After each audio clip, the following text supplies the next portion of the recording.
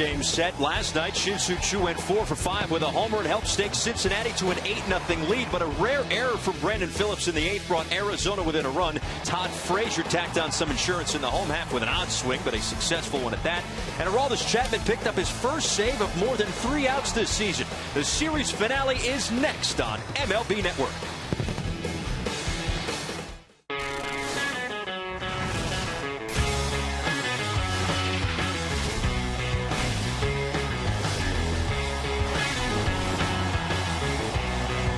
And welcome to Cincinnati, Ohio. A lovely afternoon here at Great American Ballpark as the Reds and Diamondbacks wrap up a 4-game set. Cincinnati has taken 2 of the first 3. The Diamondbacks would love to get out of Cincinnati with a split. Of course, huge playoff implications with these two clubs in this series finale. With that, we welcome you inside the broadcast booth. Paul Severino and Joe McGrain. You look at the National League playoff picture. The Braves are running away with the East. The Dodgers look to be running away with the West. The Central's still up for grabs, and the wild card as well. Boy, and if you're talking about Cincinnati Reds, Dusty Baker thinks he wants to win the division, and he'll have a chance to do that. 7 games with the Cardinals, 6 with the Pirates. Now, if there is a most important game for the season, it is for the Diamondbacks today, because they came into this series 5 games back, and if they were to lose this game today, that would put them 7. Doesn't look like they're going to be able to overtake the Dodgers. A must-win game as the Diamondbacks try to make it to the wild card. A terrific matchup this afternoon on the pitching side as well. Trevor Cahill goes for the Arizona Diamondbacks, and Matt Latos will go for the homestanding Reds. Lineups and first pitch coming up after the break.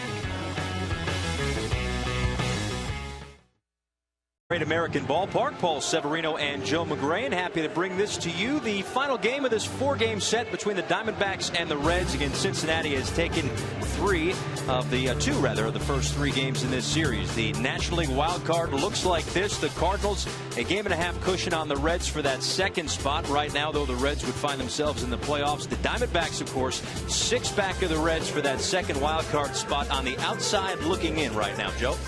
And that's why I say this game is so important for the Diamondbacks to split this series this afternoon. Let's take a look at these starting lineups. It'll be Gerardo Parras leading things off in right field. Adam Eaton is in center. Paul Goldschmidt, the MVP candidate, is batting 3rd at first. Martin Prado is at 3rd base. Aaron Hill is at 2nd. Jason Kubel is in left field. Will Nieves behind the plate bats 7th. Didi Gregorius is at shortstop, and Trevor Cahill is on the mound. And his counterpart this afternoon will be Matt Latos for the Cincinnati Reds. And the big right-hander is making his 26th start, coming off a tough one last time out against the Brewers. 7 strong innings, just 2 runs given up where the Reds were shut out. And that's really been the key to the Reds' success to this point through their starting rotation and strong arm bullpen. Their starters 1 through 5 for the most part have given them innings. And after a deep and long game last night, they're looking for Latos to take them deep into this game this afternoon. Team ERA is 3.37, which is 4th best in baseball. So Dusty Baker has had a good time watching this staff work top to bottom all season long. And Matt Latos has turned himself into, you can make the case, because Cueto's been hurt a big chunk of the year, the ace of this club. He has, and he has #1 type stuff, kind of a straight over the top delivery. Fastball into the mid-90s, and one of the biggest challenges coming over from the Padres is just learning to control that temperament. Well, he still has it, but it's more generated as against the hitter as opposed to just getting out of his own way, and that's something he's done a much better job of. He's only going to throw about 6 change-ups a game, so you're pretty much going to see fastballs and sliders and a lot of heaters up in the strike zone with good late life. And Matt Latos, not just a product of a tremendous pitcher's ballpark in San Diego. So far this season at home, he's 7-1 with a 3.13 ERA. On the road, 5-3 with a 2.95 ERA. And then across the diamond is Kirk Gibson, a guy who had to use every arm in his bullpen last night in a 9-inning ball game. So briefly spoke to him after the game and said, what are you hoping for out of Trevor Cahill tomorrow? He said 9 innings. 9 innings like he was able to get out of Patrick Corbin a couple of nights ago. Just a beautiful job against the Reds, and both of these starters, based on the condition of both bullpens, need to really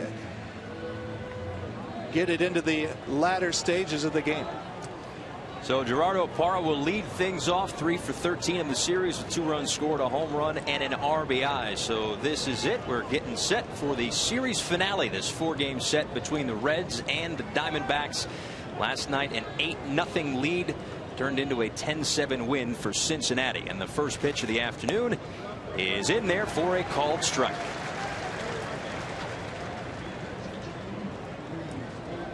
.85 degrees. This is a lovely afternoon in Cincinnati. Great day for baseball.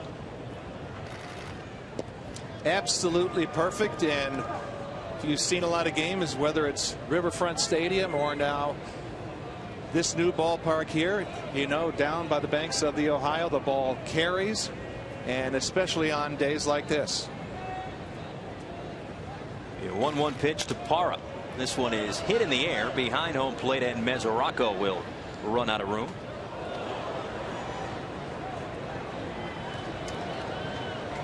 Now, speaking of Mesoraco, he's been getting a lot of the reps behind home plate, still developing from the glove side offensively.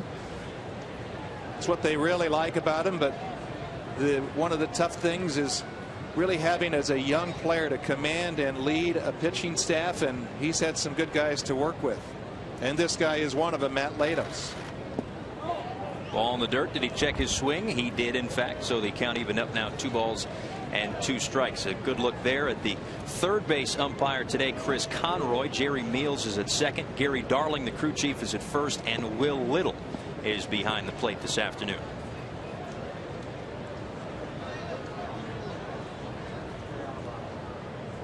The 2-2 from Latos.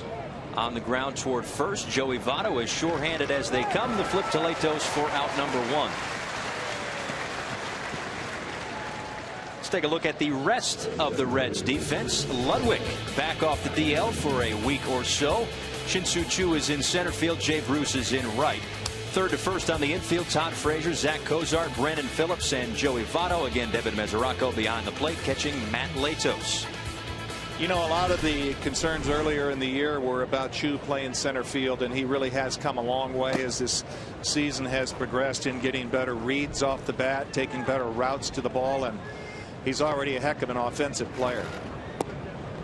That's going to bring up Adam Eaton. 2 for 9 in the series with a home run last night, 2 ribbies, and he's also walked. You see his season numbers. They expected an awful lot more out of him this season, but he was banged up for the first chunk of the year, so and he gets banged up right there as he's hit by the pitch. Certainly not going to help, but he really didn't give much there, and again, kind of one of those little plays that embodies these Diamondbacks. You see, just kind of stay where you are, hold your ground, and think about trying to get base runners. Yes, he knew that ball had his number on it, and it was kind of a half evasive action, but in a way that I'm trying to get hit and trying to get on. I wonder if they get that from their hitting coach, Don Baylor. Didn't he get hit once or twice in his career? He was one of the best, and I like to say I had the pleasure of hitting him once.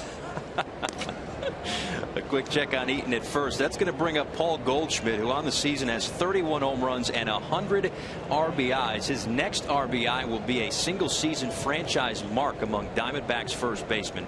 He's obviously put himself well in the center of the discussion for National League MVP as he rips this one foul. Boy, such a well-rounded hitter. I would even say well-rounded player, because he's made so many improvements defensively that I don't think a lot of people have noticed how good he's got with the glove. But so many different ways to succeed at the plate. Obviously, big power, the ability to fight off tough pitches, and also the ability to shoot the ball to right. Trying to pound him inside here and neutralize some of that power. Showed off that power a couple of nights ago with a grand slam on the series. He's 4 for 11 with 2 runs scored, that home run, and those 4 RBIs. He's also walked twice, and those 31 home runs are tops in the National League.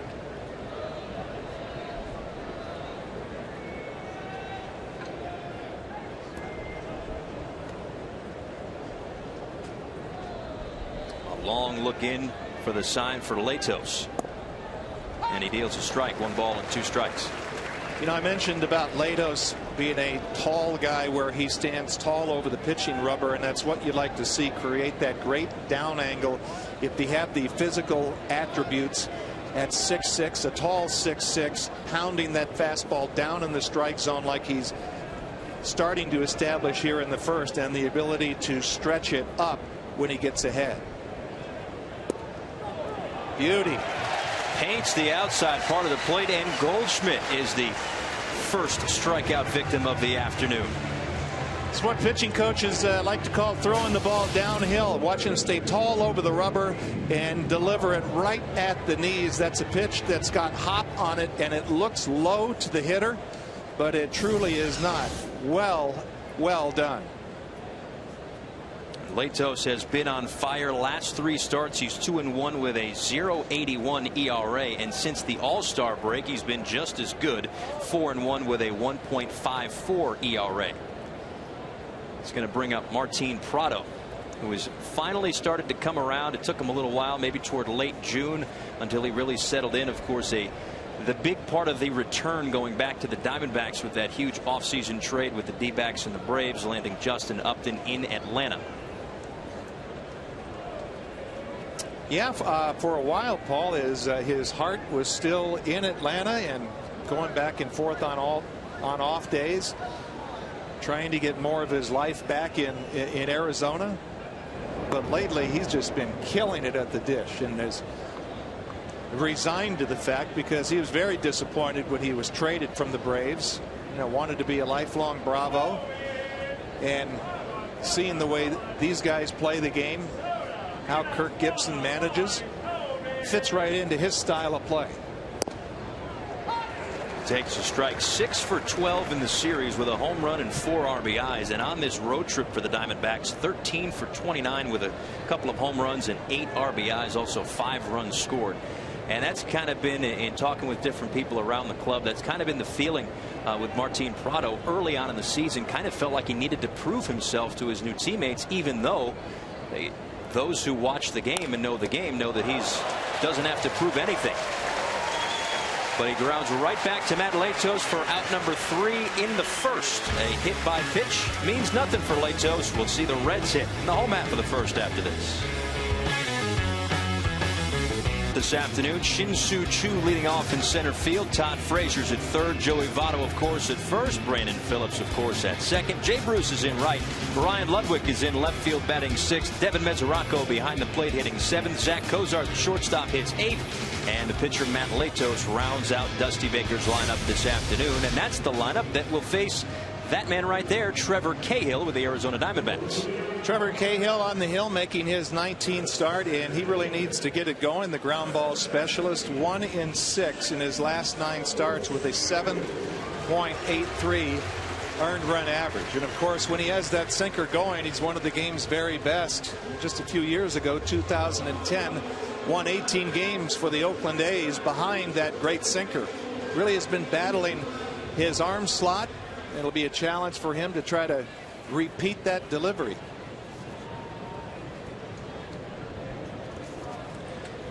Missed about a month and a half earlier this season with a hip contusion after he took a line drive back off his hip. And he delivers his first pitch of the afternoon outside to Shin-Soo Choo. I think it's probably fair to say that Diamondbacks have not gotten the returns that they would have hoped for in what turned out to be a pretty big trade between the Diamondbacks and the Cincinnati Reds, Arizona Diamondbacks rather, going back to Oakland. Jared Parker and Ryan Cook, who have been key pieces to that Oakland A's club the last couple of seasons.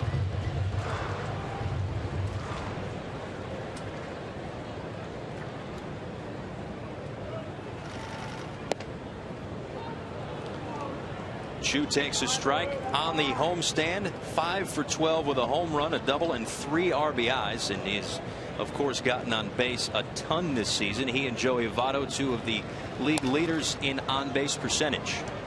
I don't think a lot of the baseball world really knows how good of a baseball player that this guy really is. Very good leadoff guy, the ability to work counts, and obviously he's up on the dish. He's not afraid to get hit to get on. Leads the league in hit batsmen this season, does Shin-Soo Choo. So between that and the walks, that's why he's on at such a high clip. And actually, Paul, he says as long as he gets hit below the shoulders, he's just going to run down to first base and take his base. Won't be taking his base here as Trevor Cahill paints the outside part of the plate for his first strikeout of the afternoon. One away here in the first. Didn't like the looks of it. He quit on it, thought it was going to be a little bit high, but it just kind of sank right in there. I don't think Choo ever thought it was a strike, but just a late finish at the end. Catches not only the outside corner, but the top half, let's just say the upper right hand corner of the strike zone. Todd Frazier taps one foul. We were here a couple of weeks ago. We did the A's and the Reds here in Cincinnati, and Todd Frazier was in the midst of a horrific slump. He ended up going 0 for 31, but recently hitting .286 with 3 home runs and 8 RBIs in his last 8 games coming into today. And this is a bat that was terrific last season, was in the mix for that National League Rookie of the Year. If not for some guy named Bryce Harper, may have had a better shot at it. But this season has not gotten off to the best of starts, and here we are in late August now for Todd Frazier. Well, I hate to use the term sophomore jinx, but well, I guess I just did, but it really has been that kind of a season for Todd Frazier where the league has kind of caught up with him, and he's really been frustrated. He seems like he finds himself in a lot of 2-strike counts, and here's another one. Sticks the bat out, flies this one to right center field, and moving over is Adam Eaton to make the catch for out number 2 in the first.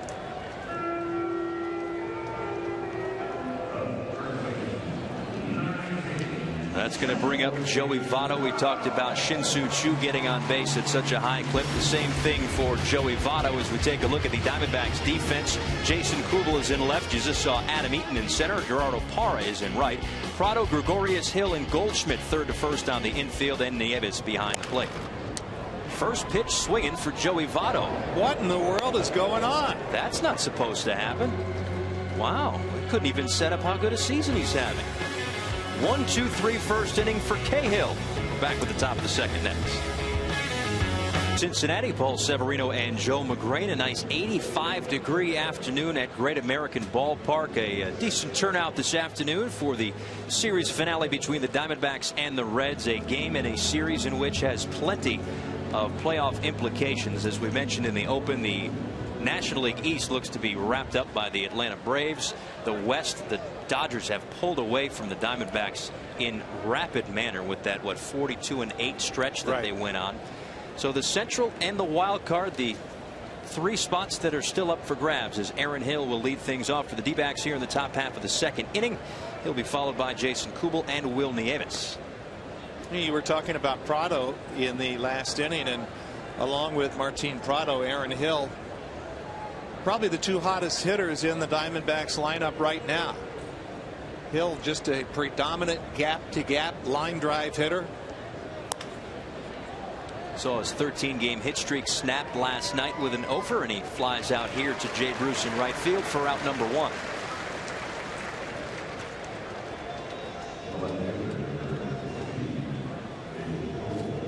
Hill, though, has hit safely in 13 of his last 14 games, hitting .390 in that span.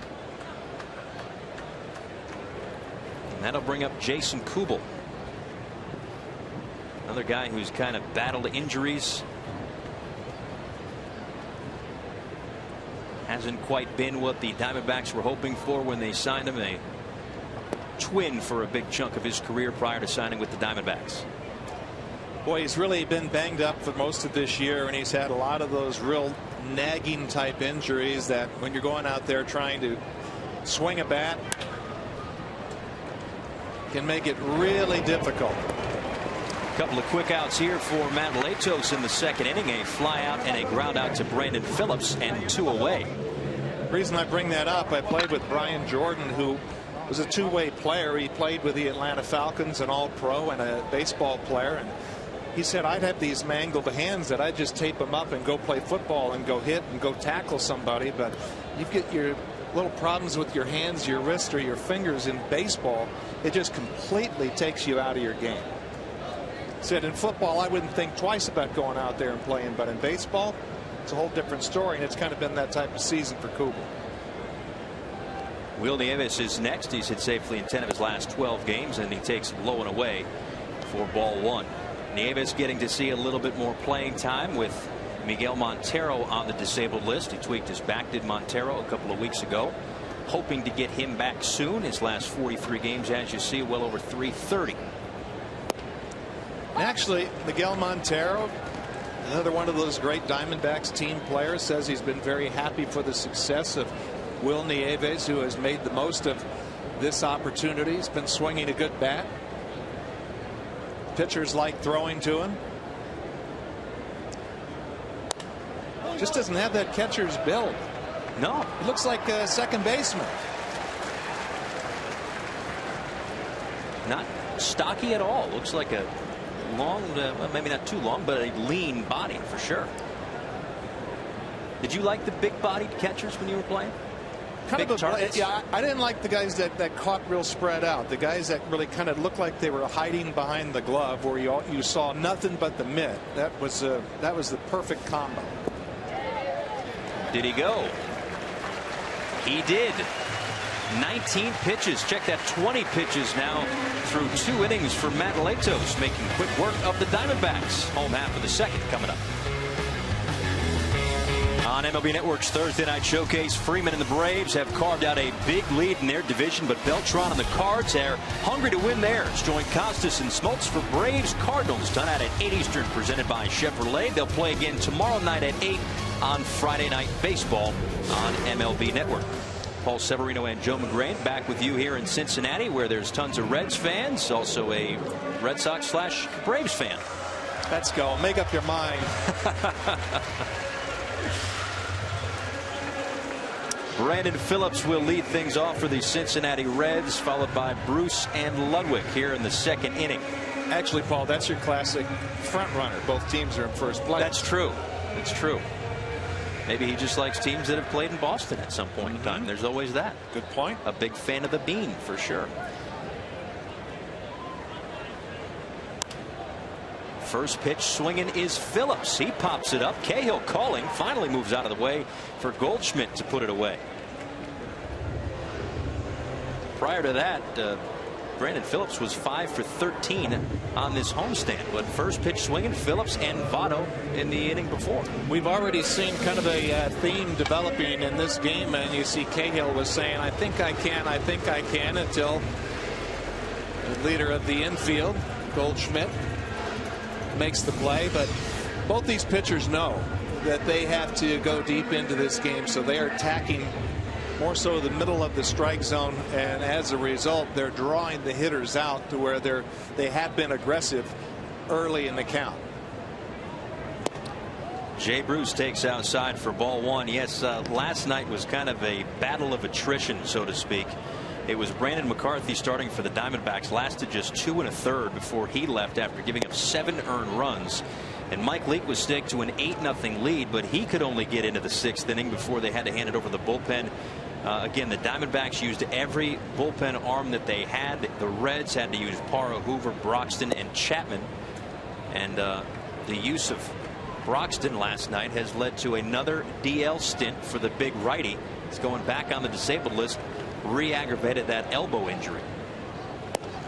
And there really is no timetable as to when he's coming back. I think that's a big blow for them, because that really would have lengthened out what already is a very good bullpen. Bridging to Chapman, Hoover, LeCure. And that one really stung, and Dusty Baker very disappointed about having to take Jonathan Broxton out of last night's game. Joey Votto, check that. Jay Bruce goes toward the gap in left center field, just out of the reach of Eaton. That's going to be extra bases as it bounces into the seats. They love their Jay Bruce here in Cincinnati with the Bruce chance. And a 2-base hit to get things going with 1 out in the second. Yeah, and why not? He's really come a long way as far as having an adjustable bat to where he's using more of the field, and he's not as pitchable Eaton didn't get the best of breaks, and sometimes in these day games you have a lot of reflection from behind home plate. Well, that'll bring up Ryan Ludwig with a runner in scoring position and one out here in the second inning. First base runner allowed by Cahill, knocked down by Nieves. And they waited a long time to get Ryan Ludwig back to the Cincinnati Reds. It was opening day, sliding into third base. He hurt his shoulder. He was out for a long time. Finally got back a couple of weeks ago, but hasn't been able to find that swing yet, hitting just 190 on the season with no homers and an RBI. You know, hitters like to talk about when they go down on rehab, you know, and face minor league pitching and try to get as many at bats as possible and think all of a sudden I'm game ready. But you get back into a major league game and you're starting to see breaking balls on the black and fastballs well located, and it's not an overnight expectation of success for hitters, even someone who's been a great run producer over the years like Ryan Ludwig. It's going to take him some time to get going. And when we were here a couple of weeks ago, the Reds were looking forward to getting Ludwig back, looking forward to get Ryan Hannigan back, both of those guys back off the DL at that time. Actually, the day we were here was the day they reactivated Jonathan Broxton, so I'm assuming the next time we come back he'll be back off the DL. That's just how it seemed to have gone with the news of Jonathan Broxton. And that's in there for a called strike, so now 3 balls and 1 strike. But that's why the Reds were kind of quiet at the deadline. And Dusty Baker said a couple of weeks ago, when the big dogs come back, that's when we're going to start playing some baseball. And the Reds certainly have. They've won 8 of 11 and 11 of 15 to get right back into that central race, to take a stronghold on that second wild card spot. And they might have the second wild card spot right now, but could be in first place in the Central in a couple of days. Well, that's what he has his team focused on, and not thinking about the wild card and thinking about winning the division. And as we said right off the top this afternoon, they'll have every opportunity to do that. 13 games left with the Cardinals and the Pirates. Ludwig getting a pretty good pitch to hit, just kind of spinning out, coming off the ball a little bit. Might have gotten that one off his back foot, which you don't see too often.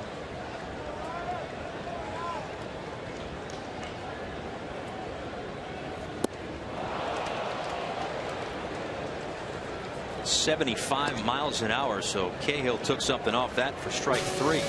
Boy, that was great recognition by Nieves and also Cahill, seeing how Ludwig was pulling off the fastball on the previous pitch, and you see everything just leaves. The front side leaves, and just a perfect pitch selection.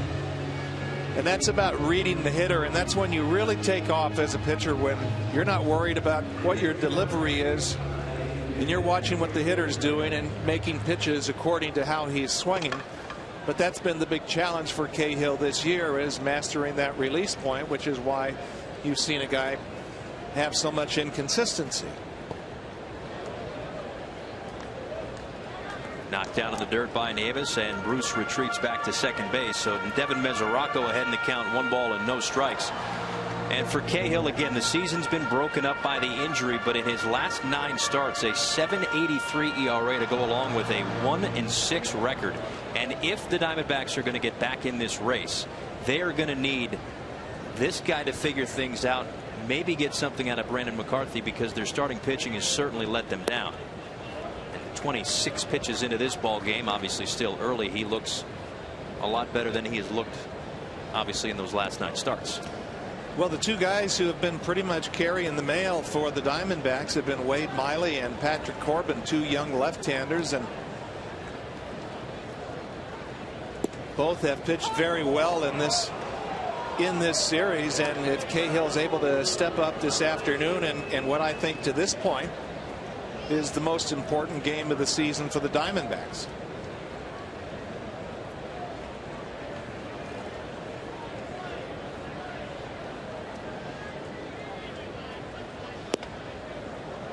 Tries to go back outside. The count now 3 balls and 1 strike. Now for Mesoraco, what he's done in his last 38 games, 4 home runs, a .289 average, but still trying to figure out the other aspect of being a catcher. And I would assume that that is one of the tougher things to do for a young catcher, is learning both sides of the baseball. It is, especially for young players, because there's so much thrown upon you.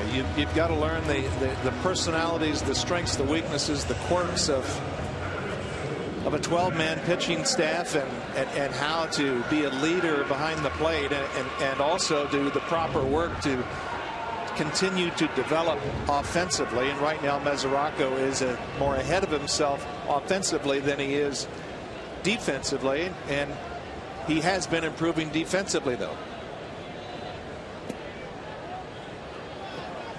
So 2 on and 2 out here in the bottom half of the second inning, as Zach Cozart takes inside for a ball, 1 ball and no strikes. On the homestand for Cozart, 3 for 10 with 2 RBIs and 3 runs scored, hitting 8th today. And he'll try to keep the line moving so that Matt Latos doesn't have to lead off the next inning. Good job by Nieves here. The last 2 pitches, and I was setting up earlier about how Cahill has had that arm slot and release point kind of floating around. Nieves tried to stick that first pitch to try to get that borderline call, wasn't able to get it. And the last pitch, Cahill was underneath it, which is really a death move for a sinker ball pitcher. You have to be on top or slightly to the side of the ball, and really he's just got to think about more, the catcher's mask or the chest protector or the middle of the plate, because if he gets the ball out front in this proper release point, he knows, because of that great movement, it's not going to end up there. Misses again. Now 3 balls and no strikes. Taking a look at the delivery here, and you see he's kind of battling a little bit this inning on the first base side of the rubber to give that sinker a chance to break and to be able to hit both sides of the plate with it. And these last couple of pitches, other than the first pitch of that at bat, have been way off the charts in kind of a small sampling of his season. And I think Charlie Nagy spotting that is going to try to settle this down right now. This is more about the mechanical aspect than it is the fact that the bases are loaded here. It's really about getting back and getting on top of the ball.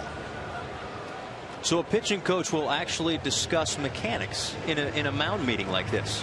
It's just little things. I'm not talking about cues, completely playing with a Rubik's Cube or anything, but get your hand more on top of the ball to where you can let that sinker take over. And like I said, think more about the middle of the plate. I was talking with Bob Brenly, longtime catcher and television voice of the Diamondbacks, and that's one thing that he said that he's tried to communicate to Cahill, is just think about more like the catcher's mask, the chest protector, more in the middle of the plate, and let the ball sink.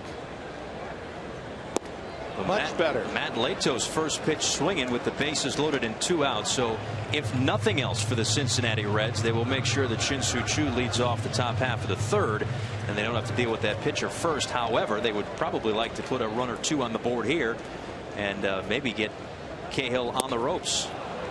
Latos is not that bad of a hitting pitcher, and you see he's got that hitter style presence in his stance, where he starts way open and then he closes it off like he's got some kind of a plan up there. The 0-2 pitch doesn't chase. 1-2. Speaking of pitchers with a plan, what we saw last night for the first time ever in a big league ball game was Aroldis Chapman's first major league plate appearance, and he went to a full count. Talk about a pitcher with a plan. Yeah, he's earned that reputation that he's going to be selective at the plate.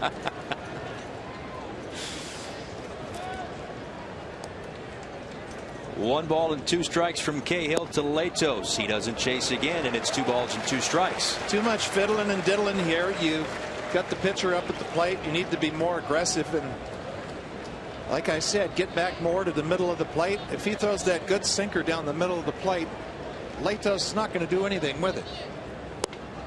There you go. What were you saying? So Cahill works into and out of a bases loaded jam by striking out Latos to end the inning. We're coming back with the top half of the 3rd from Cincinnati next. Chicago for the civil rights game is Adrian Beltre, and the Rangers take on Alexi Ramirez, and the White Sox join Harold Reynolds and Matt Vasgersian for the civil rights game Saturday at 7 Eastern on MLB Network.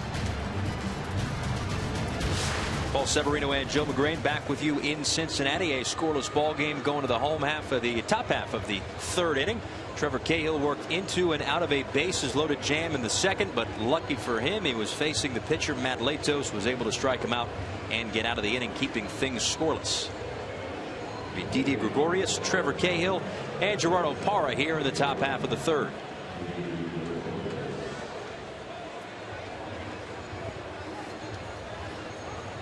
Gregorius and the center fielder for the Reds, of course, tied together with an offseason 3-team deal between the Diamondbacks, the Reds, and the Indians. Gregorius was a Reds prospect. He obviously went to Arizona. Shin-Soo Choo was in Cleveland. He obviously came here, and Drew Stubbs went to Cleveland. There were other parts in that trade, of course. Well, what the Diamondbacks were trying to do was firm up their defense, and he has continued to play spectacular defense, and they think that he's going to make offensive improvements, although he's had a little bit of a slide lately. 1 for 6 in the series with a walk as he swings through that one and quickly down to the count. No balls and 2 strikes. Actually, Brandon Phillips said that he's one of the better defenders that he's played with. Very complimentary about his skills. Pops this one up left side, foul ground. Frazier in, Mesoraco out. It'll be Frazier putting it away for out number 1 here in the third inning. And talk about youngsters who can play the position defensively at shortstop. For as good as Gregorius is defensively, he's going to have a tough time trying to wrestle away what I believe, like to get your take on it, is going to be a Gold Glove season for Andrelton Simmons in Atlanta. Yeah, and that was one of the things I've been talking a lot about the type of shortstop that he's been playing. Incredible range, you know, just kind of meeting all of those challenges, making the routine plays, making the outstanding plays, and just really playing upper echelon defense. Latos works quickly to his counterpart Trevor Cahill, who fouls that one off, and it's no balls and 2 strikes.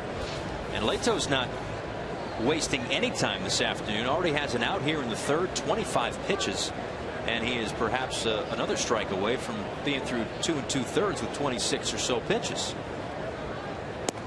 Well, he's like I said, yeah, he's a great competitor and not messing around. Finishing off the pitcher there. Has designs on getting 27 outs. He's getting it and throwing it. He's being economical, which is actually a very good sign for someone who is on occasion can run some deep counts. Pretty economical today. So that's 3 strikeouts for Matt Latos as the lineup card turns over to Gerardo Parra, who's 0 for 1. Grounded out to first base in his first at bat.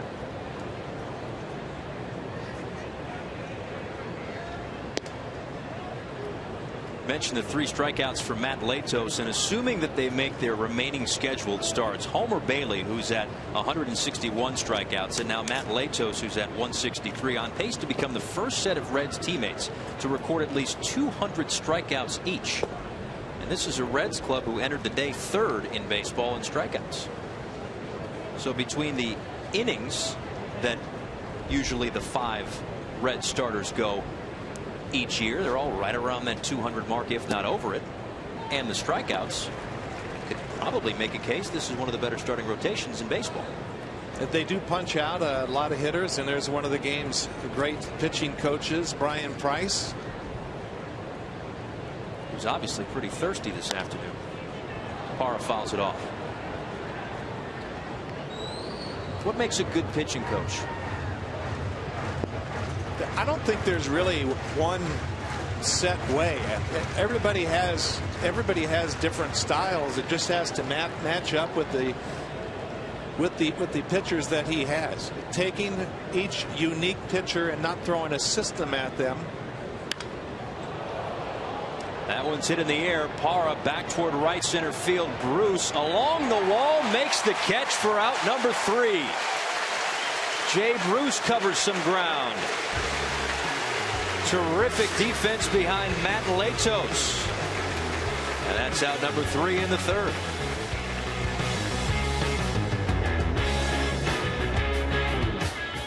Welcome back to Cincinnati. Paul Severino and Joe McGrain. Is that how you got to the ballpark today? Took a little boat across the river? I'll tell you, it's not that far. Nobody wants to hear the type of hotels we stayed in, but that is a beautiful way to get to the ballpark if you're in Kentucky. Do you bring your yacht everywhere or no? No, it's more of a dinghy. Bottom of the third, top of the lineup for the Cincinnati Reds, Choo, Frazier, and Votto. Choo 0 for 1 with a strikeout in his first at bat this afternoon against Trevor Cahill, who misses outside for ball 1.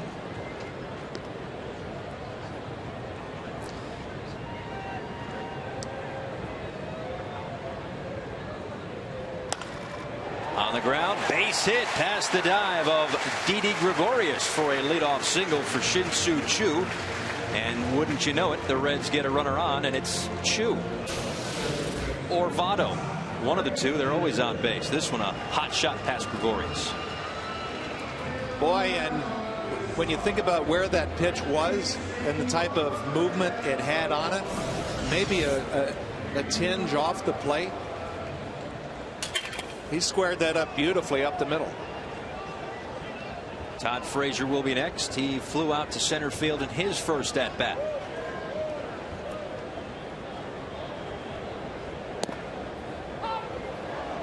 Cahill gets the benefit of a high strike, and it's 0-1. Frazier's just been in a tough spot. You just look at some of the swings. They've been awkward. They've been almost like he's trying to find a piñata in a dark room or something. And it's not like he's on that back leg and just really balanced and tracking and letting the ball travel. Seen a fact in last night's game, got a hit, and it's obviously he'll take them all because sometimes those can lead to growing of confidence at the dish. But he's just had a real uncertain look at the plate, and you can tell it in his swing. That was one of the more strange swings that we've seen, but the Reds will certainly take it because it was a hit for him, and it also provided a little bit of insurance. But how did he get the bat on the ball? That looked something like maybe a chip and run in the British Open or something. But he'll take it. Hit's a hit.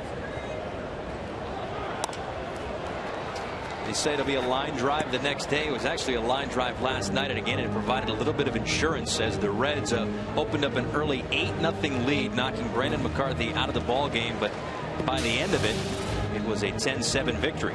Now look at the swing there. His fanny's going one way and the bat's going the other.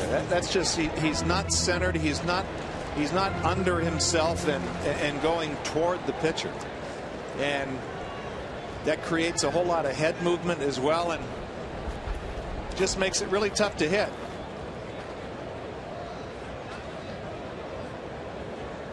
He had one swing last year against Jamie Moyer, I believe. Do you remember this? He hit a home run, and if you slowed it down from about that angle that we're looking at right now, he did not have a hand on the bat when the ball hit the bat, and he hit it out for a home run. And it's not like Jamie Moyer's got Randy Johnson type velocity.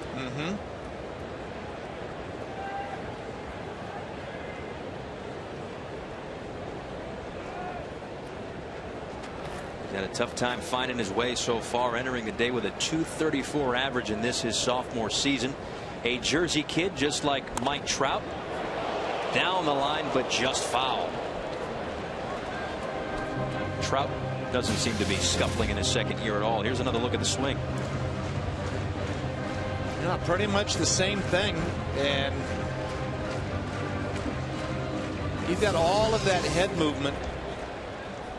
I mean, that's just, I don't know, that's the one thing that he's working with his hitting coach, is just trying to quiet that head, because that just quiets a lot of everything else. I mean, these are swings right now that he's lucky to stay alive with.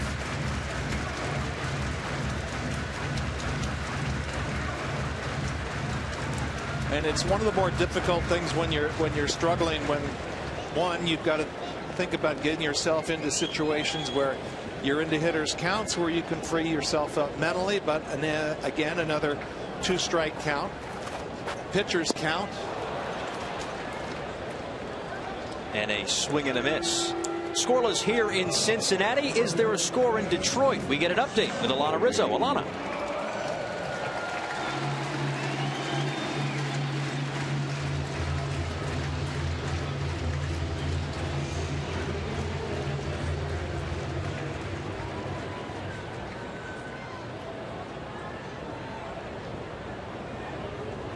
Alana, thanks, as Joey Votto steps in with a runner aboard and 1 out here in the bottom half of the 3rd inning.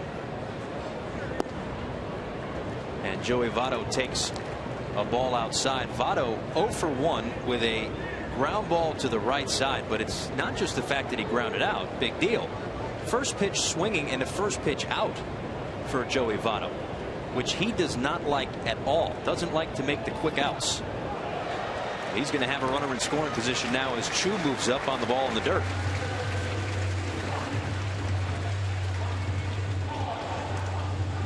You know, that's a point you make, Paul, that can, you know, lead to so many conversations in so many different directions. And you know, the one thing you did talk about, he's their $250 million man, and you know, you'd like to see him kind of turn and burn and start hitting more home runs. And he's more conscious of the middle of the field, working the count, taking his walks, and Brandon Phillips hitting right behind him has definitely been the beneficiary of that.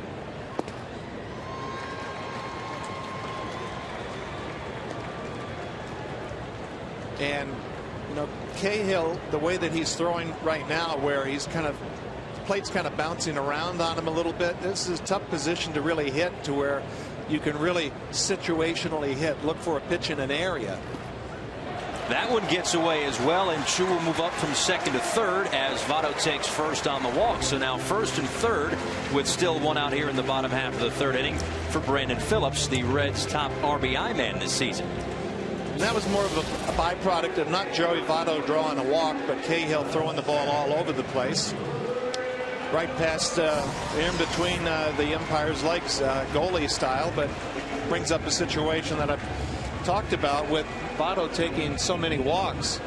Brandon Phillips has driven in 93 runs, you know, poised to go well over 100, and that patience has actually put Phillips in the 4-hole in a, you know, so many run scoring or run driving in situations.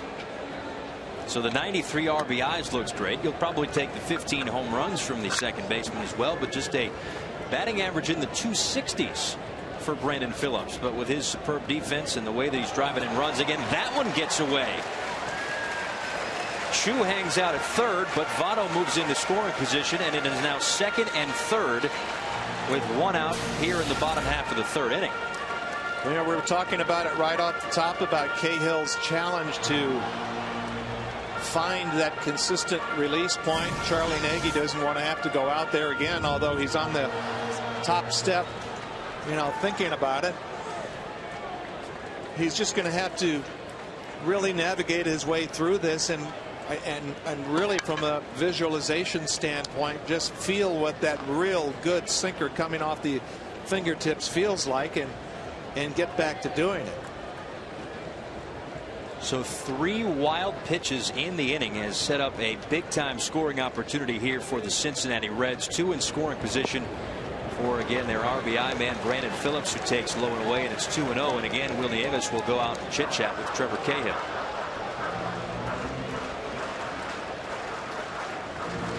So the second visit of the afternoon here for Charles Nagy, and again, they would love to stay away from the bullpen if they can. Brandon McCarthy gave him only 2 1/3 last night before departing after giving up 7 earned runs, but everybody got some work. Tolmenter, Harris, De La Rosa, Thatcher, Bell, Ziegler, Putz. That's everybody. They would, if that game went extra innings, they would have had to go to, I think it was Wade Miley that they were going to have up as the long man. Well, they thought they were out of it. They were down 8-0 and came back, scored 7 runs, got it to 8-7 before the Reds pulled away. But I don't like what I'm seeing out of Cahill at all right now. It looks like he has no feel for the baseball. Talking about a guy that when his plan is simple, you know, he's trying to think about splitting the plate and letting that movement with his sinker take care of itself. But you're seeing these misses east, west, and just a complete breakdown of his mechanics. We've all been there where, you know, the baseball feels like a grapefruit in your hand, and he just has no feel for the baseball right now. And with those 3 wild pitches in this inning, it's taken him out of a double play situation where he could use that ground ball, that sinker ball that he's got. Brandon Phillips will have another RBI here as Choo scores the first run of the afternoon on the 4-3 putout. Reds with a 1-0 lead. See how it works out sometime with without that wild pitch. Might be out of the inning with that good sinker that was delivered in the middle of the plate and around knee high. He can rack up some ground balls, but it's puzzling because his type of game should be a simple game, meaning that not a whole lot of scouting reports and not have the catcher move this side of the plate and that side of the plate, but more thinking more towards the middle and just letting that ball sink. Bruce doubled in his first at bat, but was stranded back in the second inning, as it's again 2 balls and no strikes here. And to kind of piggyback on the point that I was making, looking at the numbers for Brandon Phillips, yeah, that ground out doesn't help his batting average at all, but that's another RBI to give Latos a run to work with here in the early going. Oh, sure, you go ahead and take it, get on the board, and well, that's when a lot of people say that, you know, the strikeout is just another out. That was a productive out, not a strikeout. 5th 3-ball count of the afternoon for Trevor Cahill, and he misses inside for ball 4. Tough to get the borderline call when you've been all over the place.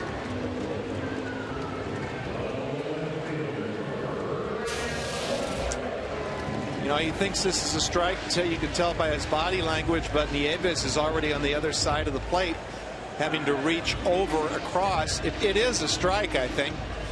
For where the ball is, you're saying. Right. But you know, when you see a catcher having to really reach like that, the last thing an umpire wants to do is be hearing it from both sides. The guy's got to receive it pretty well, and especially the way he's been throwing lately, he's not going to get that pitch. 3rd walk of the afternoon for Trevor Cahill. And here is Ryan Ludwig, who struck out in his first at bat.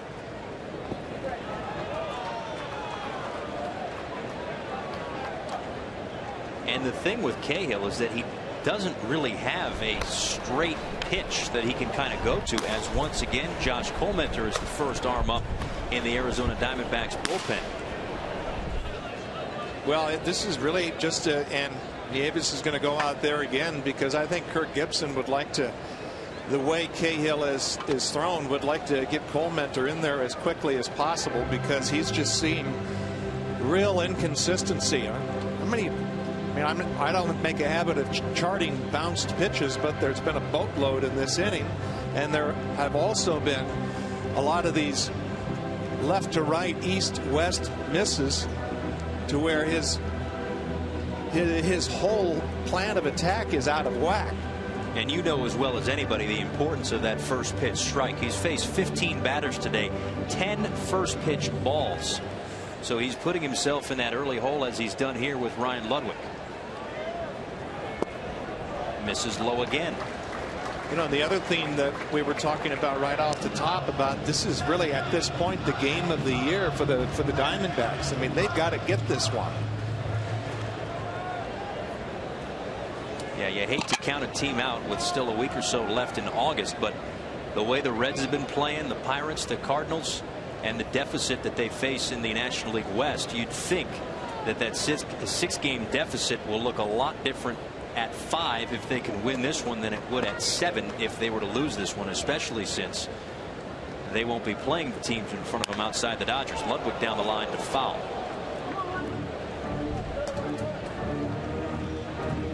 think Ludwig has Cahill right where he wants him, because he's just thinking about strikes. So he's kind of pushing the ball a little bit instead of just really turning it loose, because like I said, he doesn't have a good feel for the baseball, so he's kind of guiding it. And this is when a pitcher can really be had. His pitch is a lot more flat. The sink is not the same. This one hit into left field down the line. Wow. Just foul. Third base umpire Chris Conroy with the call. Ludwig didn't miss by much. Kind of disappeared from our vantage point. We'll take a closer look here. 8 inches. Not by much. And a guy like Ludwig certainly could have used that one.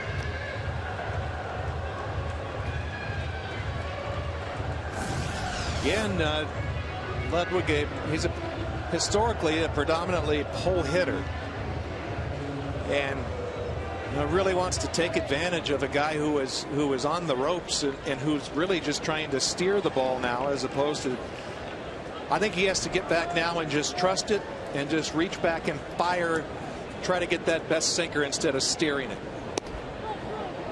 And he strikes out Ludwig looking. Ludwig doesn't like the call, but it's strike 3, and Cahill, who's been tiptoeing into and out of trouble all afternoon, is through 3, down 1-0.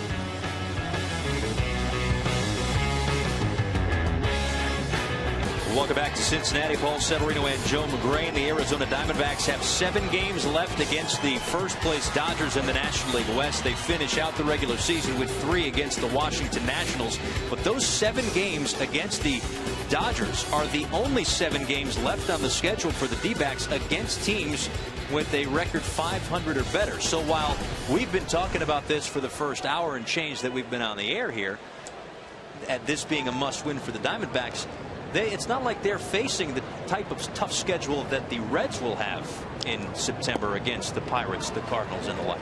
No, but really there's a big challenge in those 7 games with the Dodgers. This team has a lot of fight in it, and when you think about some of the injuries that they've had and how their pitching staff has, short of Miley and Corbin, really underperformed to be in this situation, kind of, you give credit to what the organization, Kevin Towers and Kirk Gibson and his coaching staff have done to still be in the conversation, but you can't really think of them now winning the balance of those games against the Dodgers unless it's just on heart and guts. Adam Eaton down to the count, 1 ball and 2 strikes, was hit by a pitch in his first at bat and singled in his first official at bat. First plate appearance was hit by a pitch, but a knock up the middle nonetheless for Eaton, and he's aboard to lead off the 4th. In many ways, this is a very early part of the season for Adam Eaton, coming off injuries, and short and simple. Guy leading off an inning, just exactly what you'd like to see.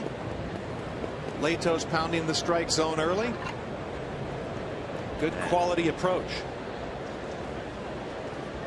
That brings up Paul Goldschmidt, who swings through the first pitch, and it's no balls and 1 strike. Goldschmidt struck out in his first at bat. 6th player in Diamondbacks history with at least 30 home runs and 100 RBIs. Has, again, as I mentioned before, put himself on a short list of National League MVP candidates. Boy, and he is right there, and just so many things that he does well. Just a super classy individual, and through all of this incredible breakout MVP type season that he is having, he's finishing his degree, right? Yeah. Online, he's still taking courses. He's in the lobby of hotels when they're traveling around, while other guys are exploring the city. He's trying to finish up his degree, and from what we heard prior to the game, they're going to have a nice little ceremony for him once he does that. So Paul Goldschmidt, again, and having spoken to a few people around this club the last day or so, it's all good reviews, and as for as good a baseball player as Paul Goldschmidt is, and he has been terrific. He's what was the description we heard today? A guy that you would want your daughter to marry? Yes. Yeah. So Kirk Gibson certainly happy to have Paul Goldschmidt on his club. And right now, in a game in which we talked during the break, feels like it could be about a 5 or 6-0 lead here for the Reds with Goldschmidt's power. Wow. Line drive up the middle. It could have been 2-1 in a second, but a base hit nonetheless, and that's going to bring up Martin Prado with 2 on and nobody out. And now Latos is in a bit of trouble. Pretty to watch him swing. It's you know, most of the left-handed hitters have the elegant swings, but I just see efficiency right there. Look how direct the route is to the ball. Very, very quick hands for a big guy with Killebrew type power. It's not you know, a big lock and load type swing. You know, it's just pick it up, put it down, and just hands go right to the ball. The bat goes right to the ball. Those are the kind of swings that last a long time. Martin Prado 0 for 1. As Latos misses low and away for ball 1. But you're right, Paul. You know, it feels like it should be Reds 6 and Diamondbacks nothing. And we talk about the fight in this team. Cahill's he's been poor to this point, and Diamondbacks putting something together.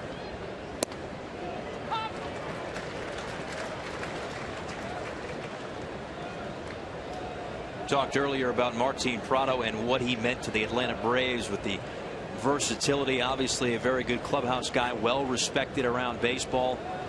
He kind of felt the need to prove himself again in the first month or so with his new club. And I think that what some of the Diamondbacks players and people around the team were thinking was, you don't have to prove anything. We know how good you are. We know what you mean to a ball club. And since he has been able to figure things out, maybe get some closure, as we discussed, a trip back to Atlanta, get some closure on that chapter of his baseball life, he's been a completely different baseball player, and what the Diamondbacks would have liked to get, because that was the story around that trade, was on the Diamondback side of things, was whispers of, hey, we might be getting Prado. This could be a great deal for us. Well, it was a deal that fired up a lot of the Diamondbacks when they heard about it. He's a great pro, but that's absolutely natural. I mean, you want to impress your peers, and it's a new peer group coming to a new team. He's always kept himself in impeccable shape, and he can play so many different positions, and on a good team that is invaluable because it allows you to rest some of your regular players and keep everybody fresh throughout the season. But he's just not a super sub. He is a solid, great pro. But that's a natural trait to want to get the sign off from your peers. But I think coming over to Arizona, most of the Diamondback players already knew what kind of a player and guy he was. And he's obviously shown that since the end of June. In fact, more recently, he's hit in 9 straight despite being 0 for 1 this afternoon, hitting .393 with 19 RBIs in his last 19 games. I'm no math major, but I think the average is an RBI a game. Something like that. But a big spot here. Another 3-2 pitch from Latos to Prado. Tap to Cozart, who takes it himself over to first, and a double play.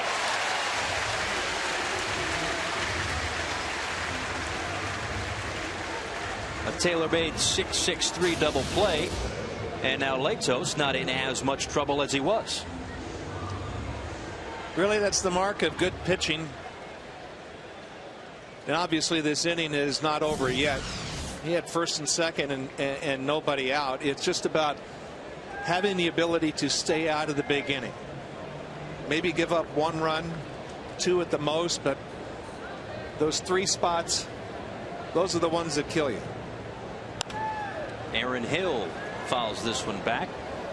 Hill 0 for 1 as he led off the second inning with a fly ball to right field. That double play for the Cincinnati Reds is truly a rarity. Only their 90th double play turn this season. That's the fewest in all of baseball, and I would venture to guess that's more a product of the pitching than the defense. It is, and it's It's strange. A lot of it has to do with the fact that the pitchers don't walk a lot of guys. Bronson Arroyo doesn't walk people. Mike Leake doesn't either.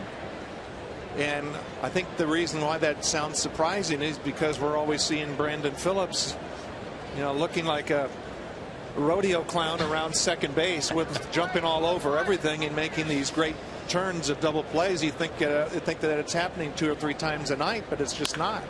Hill with a hot shot to Frazier at third. All he could do is knock it down, and the run will come in to score as Adam Eaton ties things up. Frazier made a terrific play last night at third.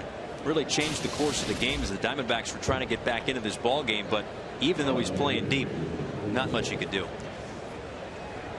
Absolutely smoked, and Frazier right in front of it, just trying to knock it down, and he just didn't get the right carom. If it's somewhere in front of him, he's got plenty of time to make that throw and get that last out. But instead, it's an infield single and an RBI for Aaron Hill, and the Diamondbacks have evened things up now for Jason Kubel.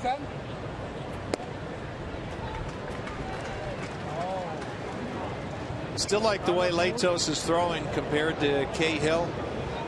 Got the big double play. Has designs on just keeping this a 1-run inning. Gets right back to the strike zone again. Still continues to be aggressive.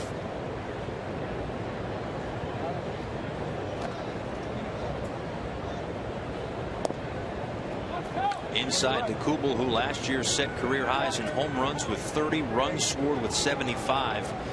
But again, this season he has certainly struggled entering play today with just 5 home runs and 32 RBIs.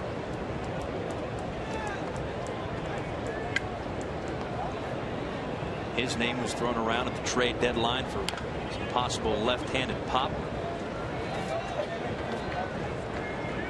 along with his former teammate in Minnesota, Justin Morneau. But here we are in the last full week of August, I guess, and those two guys still with their clubs that they began the year with.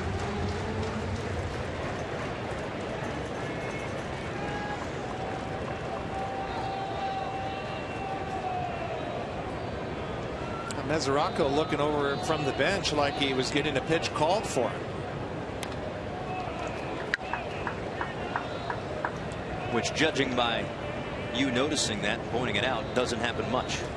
No, it doesn't. And sometimes with a young catcher who is still learning the intricacies of calling the game every now and again, a big pitch in this a big pitch situation might get a little help from Brian Price, and it's also Chris Spire talking or giving the sign about whether there might be a pitch out or not.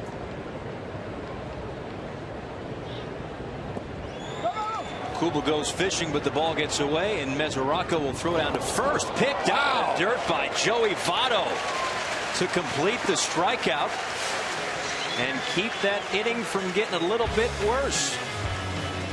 Nice job by Votto, but a run comes home. We're tied at 1.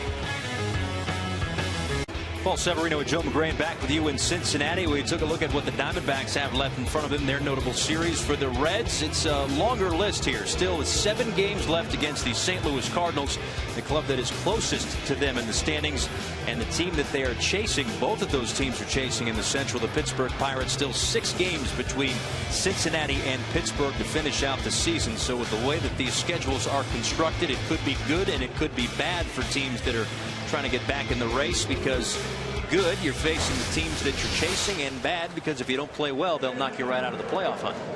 Well, and a couple of interesting things. What's got the Reds to this point has been the strength of their pitching staff. Tony Cingrani went down the other day with a strained back muscle. Jeff Locke has been getting shillelied a bit lately. AJ Burnett hasn't won a lot of games, but they've got something special going on there in Pittsburgh. But just an incredible amount of head-to-head competition, and I still think the top 3 teams in this division are going to the postseason. Devin Mesoraco flies out down the right field line as Gerardo Parra puts it away for out number 1. A quick out number 1 for Trevor Cahill. who needs it, as he is now into the 60s in pitch count, as we're in the bottom half of the fourth. And that's what a sinker baller really should be about being economical, pounding the strike zone early, getting a lot of ground ball outs. And you can go through stretches where, I mean, you don't even need, at times when I was throwing to Tony Pena, once I just started my delivery, he assumed a sinking fastball was coming, and that was just about working quickly and trying to keep it simple. And the next thing you know, it's the 8th of the 9th inning, and you've got less than 100 pitches. Nice play by Prado to leap and grab and throw across the diamond for out number 2. That's what's going on here in Cincinnati. Let's go back to the studios. Alana Rizzo with an update from Miami.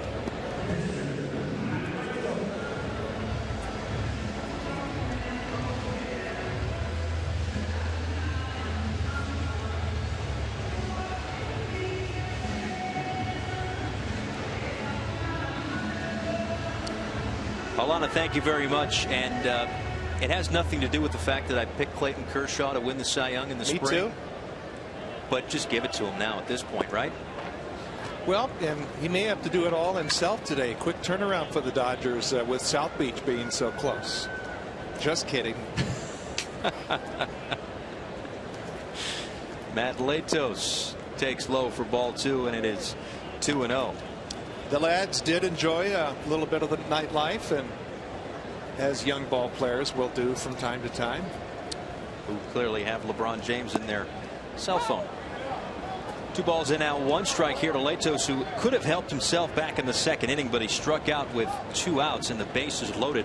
And that was one of what's been 2 or 3 jams already here for Trevor Cahill, as there will be no jam in the 4th as Prado goes across the diamond for out number 3. Now that's a real inning right there. Yeah, a real quick one as well. We move to the 5th in Cincinnati. Back here at Great American Ballpark in Cincinnati, Paul Severino and Joe McGrain, Diamondbacks and Reds knotted at 1 as we go to the top half of the 5th inning. A lovely afternoon in Cincinnati. I would venture to guess this makes a short list of great day game ballparks. Absolutely. I put the other one in Pittsburgh along the 3 rivers. This one along the Ohio River here in Cincinnati, and just of course a great baseball town with great tradition and history, and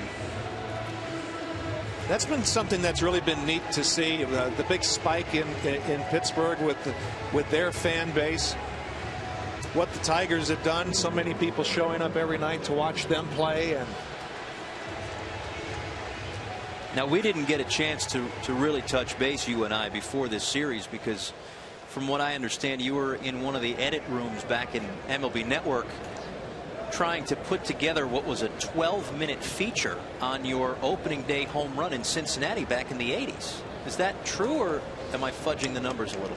It was kind of like the singer Terry Jacks, who sang "We had joy, we had fun, we had seasons in the sun." I was doing a medley of my one hit. Will Nieves taps this one right back to Latos, who fields his position, throws to first, and a 1-pitch out here in the top half of the 5th inning. So Nieves grounds back to the mound, and it'll be Gregorius and Cahill here in the 5th. Paul Severino and Joe McGrain back here in Cincinnati. That's what you like, the quick outs if you're Matt Latos. Just challenging the middle of the strike zone with a get-me-over slider, and he throws handful of breaking balls and a handful of changeups, but he's pretty much fastball slider. And the other thing that I think is interesting, coming over from San Diego, which was a real pitcher's ballpark, to a real hitter's ballpark here in Cincinnati, there has not been that much deviation. He's 3.13 at home, and what is he, 2.95 on the road?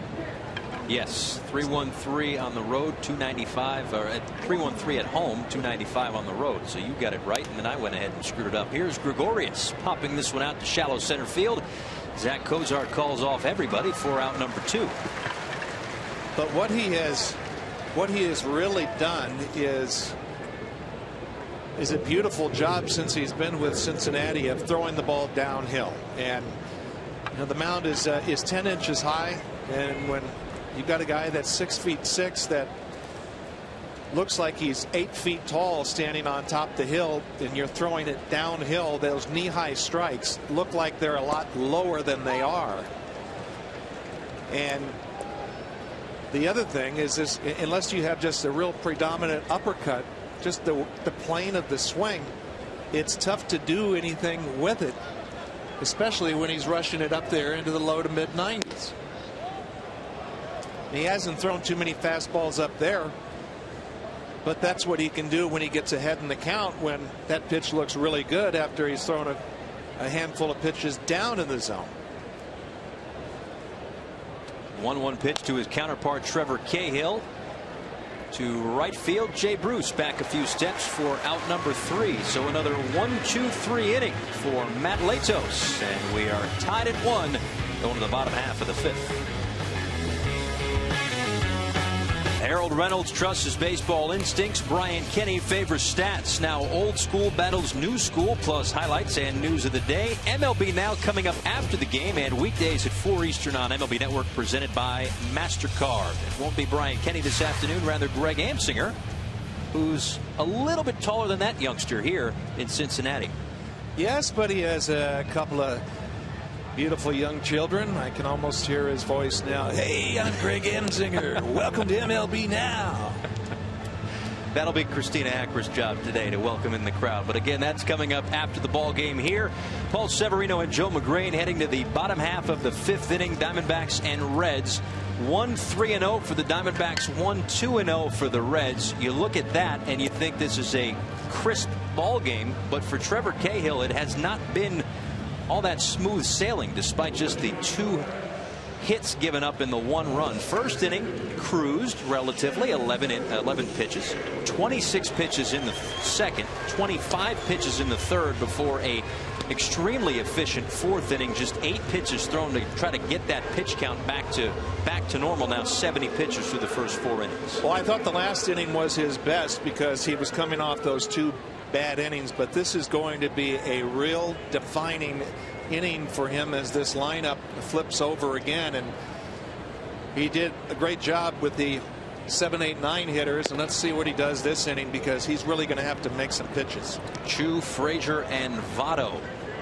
Choo singled, moved to second on a wild pitch, moved to third on a wild pitch, and scored on an RBI groundout from Brandon Phillips, the lone run of the afternoon for the Cincinnati Reds. Yeah, and the reason I set that up, Paul, is because he's just been all over the board. He's had a couple of good innings, and he's had a couple of innings that he's been lucky to just get out of it with 1 run. And sometimes these can be the toughest guys to hit, because you know, you like to pick a spot, a pitch, an area, a location, and he's all over the place.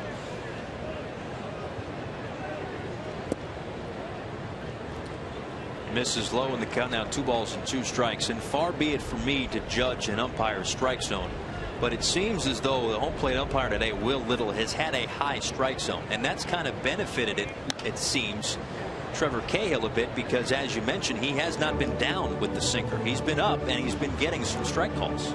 Well, I was just thinking by his name, Will Little, that his strike zone would be Will Whittle, but I mean, that's horrible. I guess you can't unring a bell, but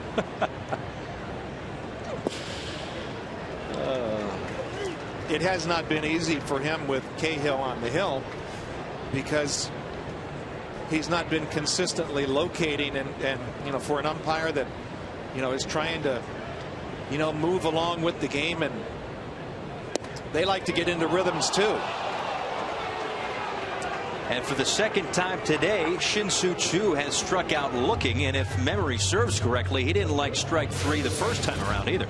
It was on a different spot of the location. It was up and away, and this time it's up and in, and as close as he is to the plate, because of the sink, he tries to spin away from it, and it's that classic front door sinker, or what we like to call the old Greg Maddux fastball that used to get so many left-handed hitters out with. One of the better pitches he's thrown this afternoon. Bring up Todd Frazier, who's 0 for 2, a strikeout and a flyout to his credit. One big hop to D. Gregorius over to first for out number 2. I mentioned, Paul, that he had that cruise inning in the fourth, and he's on his way now in the fifth to doing just that. And this is when he's just kind of pawing around behind the rubber, behind the mound. This is when he has to not have any lapse in concentration and really get back on the attack and try to finish this last hitter off. But it's the toughest hitter in their lineup and one of the toughest hitters in the National League. Joey Votto takes a ball, and that's something interesting that Joey Votto just did there, taking a pitch and not even moving. Didn't move out of the box like he's doing right now, moving the dirt around. He has done that from time to time. I don't know if it's the footing that he likes or what. That's really based on the 2 quick outs, that he's just trying to stretch Cahill out and do that, and then go the other way with a base hit. But he's done that from time to time. He'll take a pitch and then he just stands still. He's ready to roll. You hear about pitchers controlling the tempo of the game by working quickly, and oftentimes because Cahill the last couple of innings has been working quickly and working efficiently, hitters try to get some of that cadence back themselves and slow the game down. So Votto is bound and determined to make sure that this is not a quick inning for Cahill and brings another good hitter to the dish. So Votto on first after the base hit. Brandon Phillips 0 for 2, but he does have an RBI, his 94th on the season, as he takes upstairs 1-0. Guy just has a knack for driving in runs this season, approaching 100 on the year. A guy who in his career has kind of bounced around the lineup a little bit. Maybe not in love with hitting fourth, but the Reds obviously like what they're seeing with him with the almost 100 runs batted in.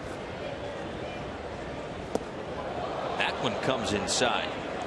Did that go through him or something? It may have. I thought he got hit with it. I don't know how he didn't get hit.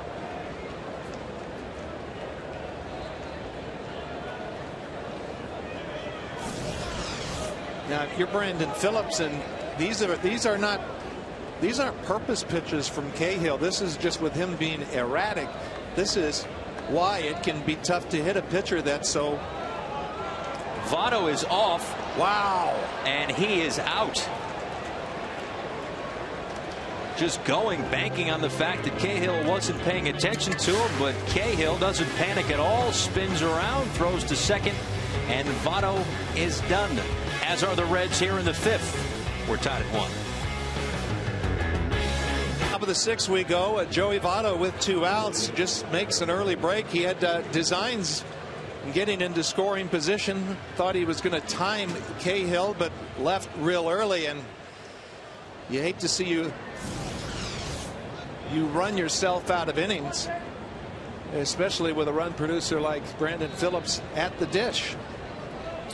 That means Phillips will lead off the bottom half of the 6th, but before we get there, it'll be Parra, Eaton, and Goldschmidt here in the top half of the 6th inning, as Matt Latos will face the top third of the Diamondbacks lineup. Tied up at 1, top of the 6th inning. Paul Severino and Joe McGrain here in Cincinnati, as Latos drops in a breaking ball for strike 1. Last of a 4-game set between these two clubs. Playoff implications for sure. The Reds have taken 2 of the first 3 in this series, and if they could take 3 out of 4, it may not help the Diamondbacks playoff hopes at all, as the D-backs are 6 back right now in the wild card of Cincinnati for that 2nd spot, and 5 looks a lot better than 7 this time of year. Well, you're right. We said that right off the top, and I think it's important to hit on again. This is one of the more important games the Diamondbacks have played all year, needing to come out of this afternoon with a W.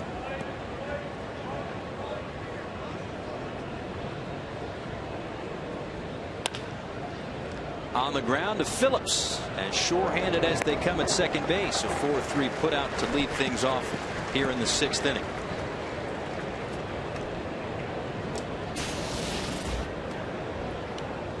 Perfect fundamentals, big league style. Obviously, you'd like to see younger players get more with your seat down and hands in front, but Brandon Phillips has those great hands that he trusts, and this goes down on half a knee, and there's no way that ball was getting by him. Adam Eaton, his next 1-for-1 was also hit by a pitch as he takes a called strike. Came around to score the Diamondbacks' lone run of the afternoon back in the 4th inning, scoring on an Aaron Hill RBI base hit. When I was saying, just to finish that point, perfect fundamentals, big league style, having played with Ozzie Smith, he did a lot of things that, based on AstroTurf, and that you would not want to teach fundamentally, but his hands were so incredible that he wasn't always getting in front of the ball, and he just really trusted his hands and took those hands all the way to Cooperstown.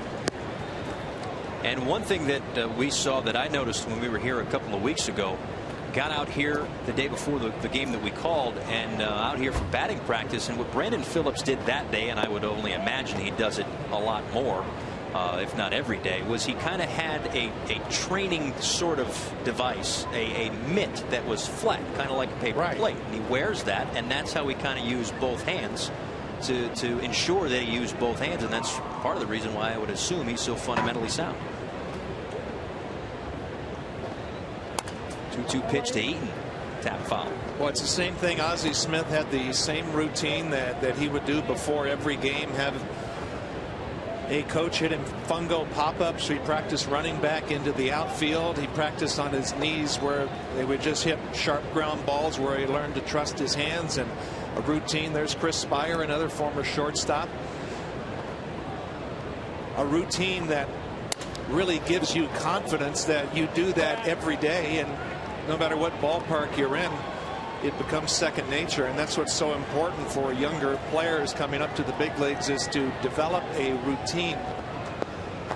Everyday players that you can stick with to where those reflexes are sharp, because that's what makes baseball so much different from football. You can take a year off and come back and play football, but the skills that are involved in baseball, it is an everyday repetition game, and you see some of the game's great players have that routine that they stick to every day.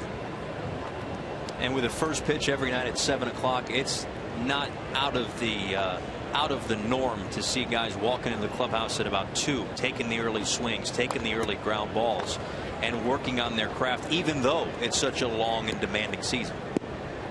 Absolutely, and there's so many more things to do.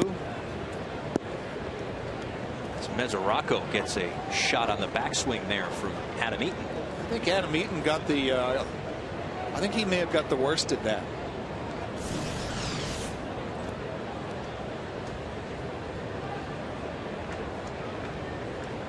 Tools of ignorance. Catching equipment. Another 2-2 pitch to Eaton, and tap foul.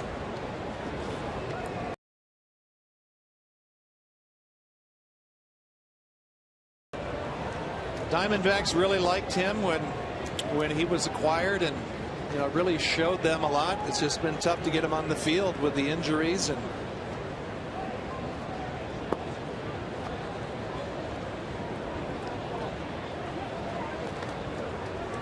Latos, as you see, now up to 74 pitches on the day.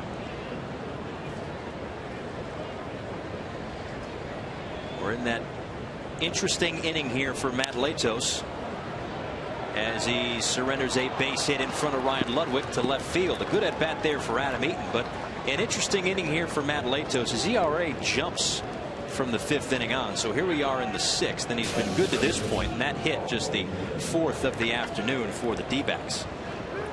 Well, if I was Brian Price and Dusty Baker, I wouldn't be as concerned right now.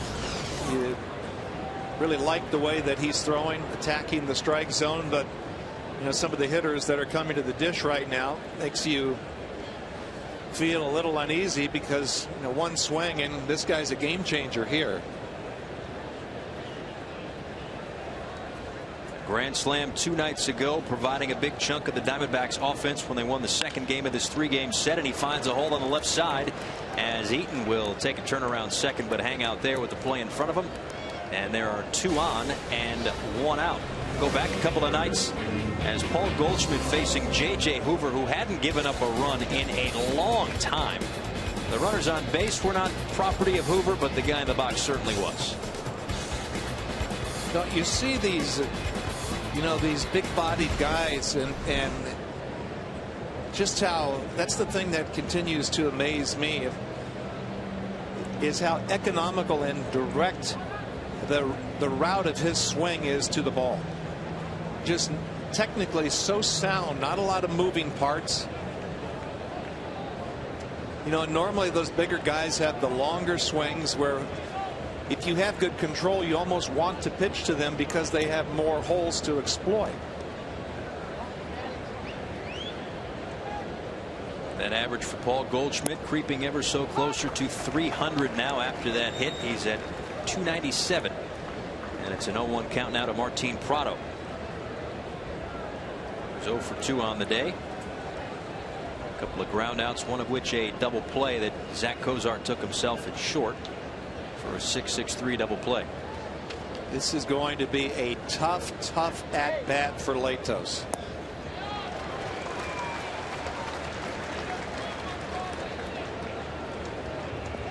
Even still, with that great slider he threw away.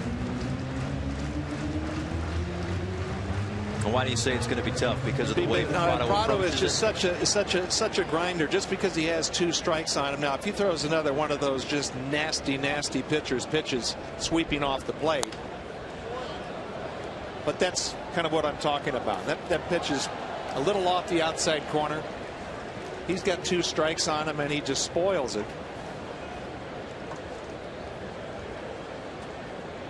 At this point in the ball game, it's just not the guy that you want to see up there because he is just such a grinder. Let's see if he snaps off another one of those sliders down and away. Hung it. He's kind of reminding himself to just keep his front shoulder in. He threw one of the best sliders of the game a couple pitches ago to Prado, and that's what pitchers do. They get greedy and try to throw one better when the one that they threw was outstanding. On the ground to Frazier, backhands it, throw to second, picked by Phillips. A nice job by Phillips to pick it, keep it in front of him, and at least get it out. Well, that's when Brandon Phillips, the second baseman, becomes a first baseman standing on the bag, and he looked so steady.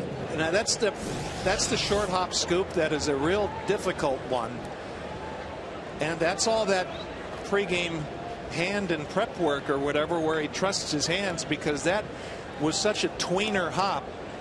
Those are the most difficult ones to catch.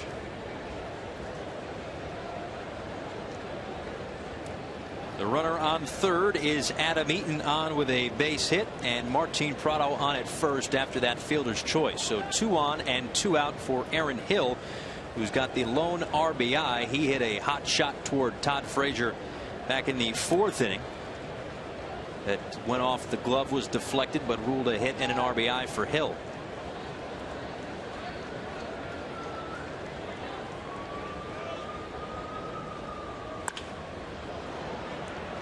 Cozart to Phillips for out number 3. So Latos works into and out of a little bit of trouble here in the 6th inning to keep things a 1-1 score. We'll see Brandon Phillips lead off the bottom half of the 6th after the break. Great American Ballpark in Cincinnati, bottom of the 6th inning. Diamondbacks and Reds tied up at 1. Paul Severino and Joe McGrain with you on a lovely afternoon in Cincinnati, Ohio, on the banks of the Ohio River. We've seen a good ball game here as Trevor Cahill has had to battle, but he's kept the Reds at 1, even though they have had their chances to break this thing open.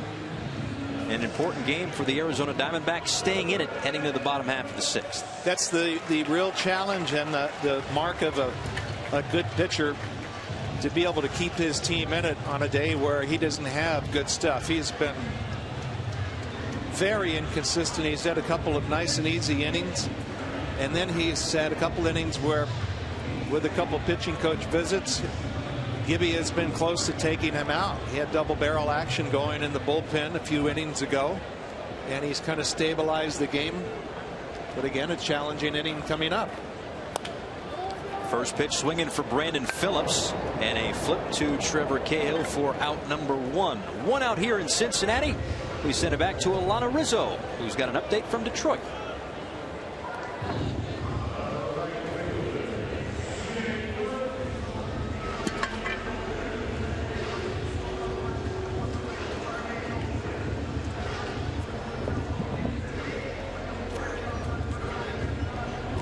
Alana, thank you very much. As Jay Bruce will step into the box. He's got a double and a walk this afternoon. 24 homers and 81 RBIs on the season. He also made a nice defensive play in right center field earlier as well. And he takes a called strike. So another not so great outing for Justin Verlander in Detroit. Hasn't been that dominant lockdown guy that we've seen the last couple of seasons. Yeah, he's really been in his head a lot. As Bruce sends this one high and deep to left center field, but there will be room for Eaton for out number 2. Go ahead, Joe. And I was not. It wasn't a rip. It was more of an observation. He's really been in his own head a lot this year, working on a lot of mechanical issues and saying he's watching a lot of video, and his delivery has been out of whack, and people say his velocity has been down. I think the velocity is still there, because when he does coordinate, talking Justin Verlander, his delivery, the high 90s come back. And and sometimes you get into bad habits, spinning off the ball, not getting behind it. And when he has good clean lines towards the plate, good direction, and his hand is behind the ball, it's a Cy Young MVP type quality. Of course, took home both of those awards a couple of years ago. Might be Max Scherzer's Cy Young this season, but that's a discussion for another day, as Ryan Ludwig swings through that one to count 1 ball and 1 strike. So now 5 pitches this inning, as Trevor Cahill again, at least to this point, making quick work of the Reds here in the 6th. Skies this one right center field. Converging is Eaton and Parra, and Eaton puts it away. So another quick inning for Trevor Cahill. Just those 2 innings that have driven up the pitch count. Otherwise, he's been stellar. We're tied at 1 going to the 7th. We'll be back to Cincinnati as we head to the 7th inning. We'll catch you up on the action. Matt Latos getting some good defense here in right center field by Jay Bruce, going up against the wall to rob a Gold Glover Parra, who's used to taking away hits from others. And then Trevor Cahill had himself a really rough inning back in the 3rd. He had 3 wild pitches, and eventually this RBI groundout got the Cincinnati Reds on the board. RBI number 94 on the season for Brandon Phillips. No stranger to a run batted in. Neither is Aaron Hill as of late, as this was ruled an infield single, a hot shot to Todd Frazier that drove in the Diamondbacks' only run of the afternoon. And that's where we stand. It'll be Kubel, Nieves, and Gregorius here in the 7th inning of a 1-1 ball game. Well, Paul, Matt Latos really did a beautiful job of wiggling out of the 6th inning. Made some good pitches to keep the Diamondbacks off the board. And you talked about how it becomes more of a challenge the deeper into the game he gets. But we were talking pitching coaches earlier, and I had one of my old pitching coaches, Mike Rourke, said the difference between a good and a bad game, or a win or a loss, often comes down to what you do with 4 or 5 pitches. And so far, Latos has made a couple of important pitches when he had to, and he certainly did last inning. And I've heard Dan Plesac say that plenty of times. You have to be your best pitching coach, as Latos gets a strikeout here to lead off the top half of the 7th inning. Let's check in with Alana Rizzo, who is standing by in our MLB Network studios in Secaucus, New Jersey. An update from Miami. Alana.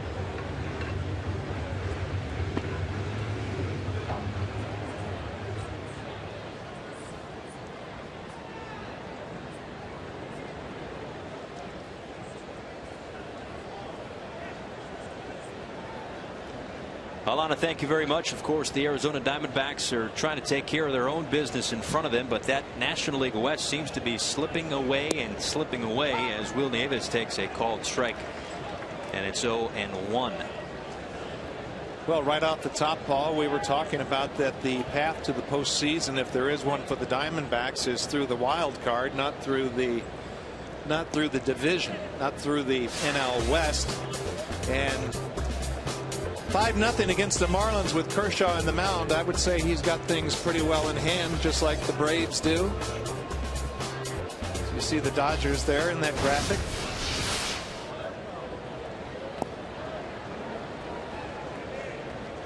And what's interesting about the Arizona Diamondbacks is that they have not been playing horrible baseball. They've been, what we like to say, treading water for a good chunk of, let's say, the last 60 games or so. That's the same thing that the Red Sox did early in the season. Got off to a great start, just kind of played even Steven. Braves got off to a great start, played even Steven before they started to get really hot. The only problem with the Diamondbacks was that the team that was behind them was kind of like Diamondbacks are on a bike on the highway and the Dodgers are a Mack truck just driving right by them. Yeah, you're right, and that pitch just a little bit down. Couple of hops to Brandon Phillips. 4-3 put out for out number 2 here in the 7th.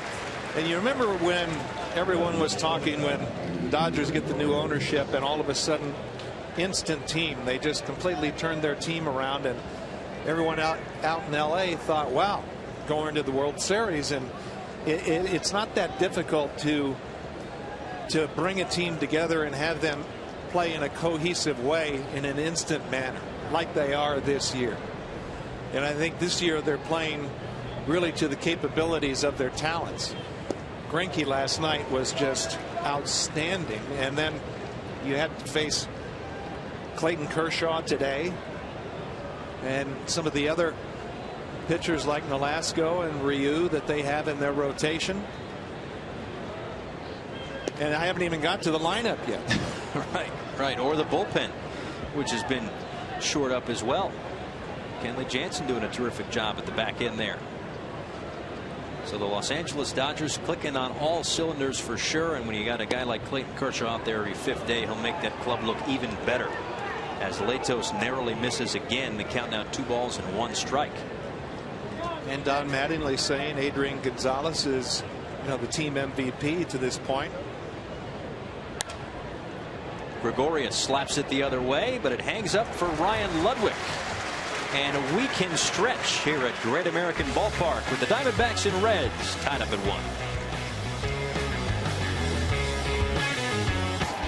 And welcome back to Great American Ballpark in Cincinnati, where the Diamondbacks and Reds are tied up at 1. But more live baseball comes your way on MLB Network tonight. It's our MLB Network Showcase game, Braves and Cardinals. There's a look at the pitching matchup, Paul Maholm against Joe Kelly, as they get it going at 8 Eastern time on MLB Network. Bob Costas, John Smoltz, and Sam Ryan will be in St. Louis for the call there. And that can be a pivotal game with this NL Central looking like it's going to go down to the wire as we look at the updated Expedia NL Central standings. The Pirates are in action in San Francisco later on tonight. So let's just get real fun here and say the Pirates lose and the Cardinals win. Well, we've got ourselves a 2-way tie atop the NL Central, depending on what happens here with the Reds. Well, be 3 teams a game and a half separated. Yeah, you're right, Paul. It's going to be nothing but scoreboard watching for the rest of the year for those top 3 teams.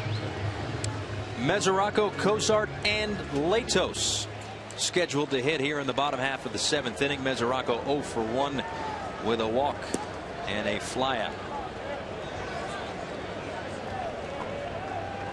I don't know about you, but I've been impressed with the way Trevor Cahill has come back. The 2nd and 3rd innings could have easily led to this game getting away from him. 25 and 26 pitches in those 2 innings, but since then he's been really good. He has. He's settled into a little groove to where his pitches have a lot more, that the pattern has a lot better direction to it, like that. Prado to first, safe at first, and Mesoraco beats it out. Catcher with a little wheels there. I don't know about this. Gary Darling over at first base was all over it with the safe call. Looks like Cahill threw too good of a pitch. Prado playing very deep. Had a long way to go, and that gave Mesoraco a little extra time. Looks like he was by the bag. Prado certainly wanted it. Instead, it's an infield broken bat single to lead things off here in the 7th inning. Zach Cozart is next, 0 for 1. When I first saw it in live speed, I thought he was out. Clearly safe. Good call at first base by Gary Darling, the crew chief today. Obviously, instant replay has been in the news the last week or so. Joe, I know that you've obviously been a pitcher, so you've had your arguments or two with umpires. A hot shot to third. Prado looking to start the double play, and he does. A 5-4-3 double play, and 2 outs here in the 7th. Boy, beautiful job by Aaron Hill hanging in there. That ball hit hard, but the runner Mesoraco, he was going in trying to bust that up, and he was on top of Aaron Hill in a hurry. Good quick release. Well executed. And with Prado was in on the grass, so he had limited range, and luckily for him and the Diamondbacks, it was hit right at him, so we could start the 5-4-3 double play. As we get a look at Matt Latos, who's 0 for 2 on the afternoon. But quickly, what I was going to say was, you know, we get on umpires every once in a while. They miss a call here, miss a call there, but 9 times out of 10, what is it? It might even be closer to 95% of the time. These guys get those bang bang calls right.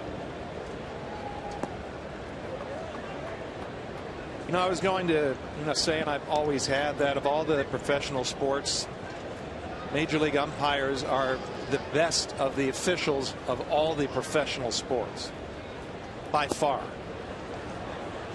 And yet nobody likes them.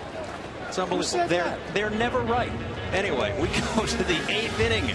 The tie ball game, 1-1. Make Sunday extra special by going out to the ballpark. Go to MLB.com/Sunday to find special ticket offers. Can't think of a better way to spend an afternoon than at the ballpark. A great afternoon here in Cincinnati, watching a terrific ball game as well. Paul Severino and Joe McGrain, as the Reds and Diamondbacks are tied up at 1 going to the top half of the 8th inning. Getaway day here for the Diamondbacks.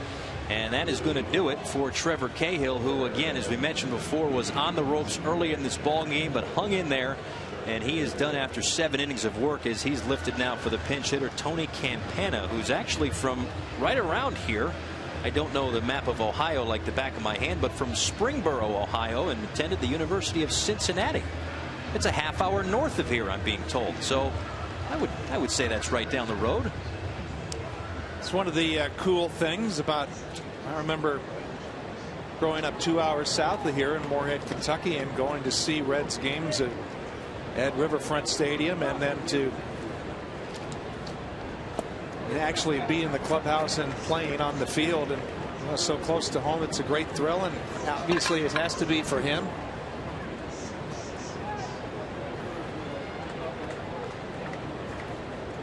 Campana has had 1 at bat in this series, 1 for 1 with a run scored. As Matt Latos delivers his 96th pitch. And Alfredo Simon getting loose in the Reds bullpen. Looks like Manny Parra has picked up the ball as well. But this is exactly what these two clubs needed after last night. And even though Mike Leake gave the Reds 6 innings, they still had to dip 4 or 5 deep into that bullpen in Cincinnati. And again, every relief pitcher was used for Arizona last night in a 10-7 9-inning Reds victory. Well, good job by Trevor Cahill, because there were several parts in this ball game where, you know, Kirk Gibson was on the top step ready to make a move. He put the wheels back on, kept it at 1-1, and really finished strong. Had a couple of just cruising innings to finish. As Campana strikes out for out number 1 here in the 8th inning. And it wasn't like Cahill was getting knocked around either. He just couldn't find the strike zone.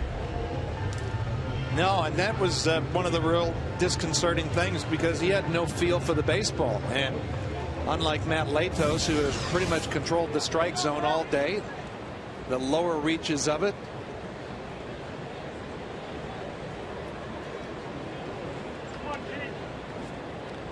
Bring up Gerardo Parra, who is 0 for 3 on the afternoon. Diamondbacks leadoff hitter this afternoon. Pitch number 100 here for Matt Latos is fouled back to the screen, 0-1.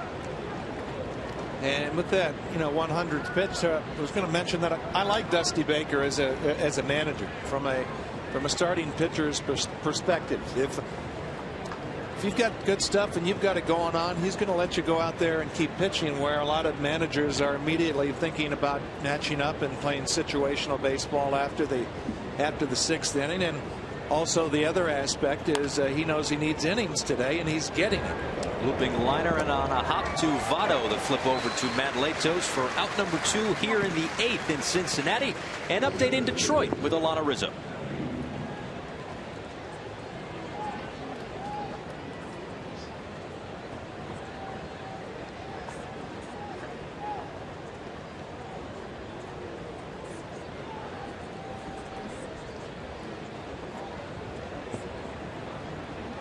Alana, thank you very much. Paul Severino and Joe McGrain back here in Cincinnati with the Diamondbacks and Reds tied up at 1. It's Adam Eaton, 2 for 2, a couple of singles, and the lone run scored for the Diamondbacks this afternoon. Think of Justin Verlander giving up 10 hits. That just sounds weird. Can't imagine it happens often, as Eaton sends a high fly ball to the track in left center field, but Choo runs it down for out number 3, and Latos is through 8. Diamondbacks and Reds knotted at 1.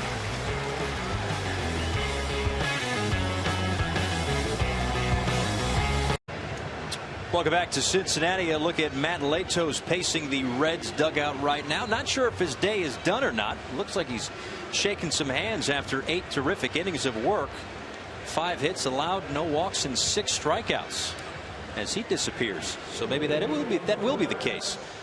Well, he can still be the winner, and he's pitched like a winner this afternoon, but typically receiving the handshakes means that hit the road, Jack. Well done. So there you go. As looks like Sam McCure warming up in the Reds bullpen. There's a new pitcher for the Diamondbacks. It's Yuri De La Rosa taking over for Trevor Cahill, whose line obviously completed 7 innings, 4 hits, a run. It was earned. He walked 4 and struck out 7. As you look at what Yuri De La Rosa has done in a couple of stints with the Diamondbacks so far this season, a minuscule 1.29 ERA. He'll face the top of the Reds lineup, 1, 2, and 3. Choo, Frazier, and Votto here in the bottom of the 8th.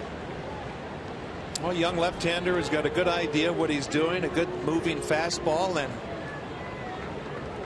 one of those diminutive, which is a kind way of saying short guys. We got to look up what his height is listed at. Is it one of those high school 5'9", 167? All right, well, that sounds fair. It doesn't sound like one of those high school basketball programs that's all trumped up, you know. Right. Everybody's 3 inches taller. 6'8", yeah, something like that. Yeah. Now, he did pitch last night, through an inning, and got a strikeout. Last night was a night in which the Diamondbacks, as we mentioned before, used every bullpen arm that they had, and if they needed some extra innings, they were going to have to dip into some starters. But fortunately for them, well, I guess they probably would have rather gone to extra innings, had a chance to win it as opposed to lose it, but they did not have to do that and upset their rotation going forward. You know, we saw a guy on the hill, Latos, who's around 6'7", and grinding it out after his day is done after 8 innings of work, and a guy who's pitching for the Diamondbacks who's 5'9". And one of the reasons scouts would shy away from these shorter guys unless they just have just real special characteristics is, you know, the fastball, when you release it further away from the plate, the more deceleration it's going to have. A guy like De La Rosa is probably going to have 3 to 4 miles an hour of deceleration. As Choo lines a base hit into right field for a leadoff single, his second hit of the afternoon, gets things going for the Reds here in the 8th, and that'll bring up Todd Frazier. Breaking ball more towards the middle of the plate, a little too strike oriented, and Choo, who is already on top of the plate and no give at all, in a perfect position to rip that into right.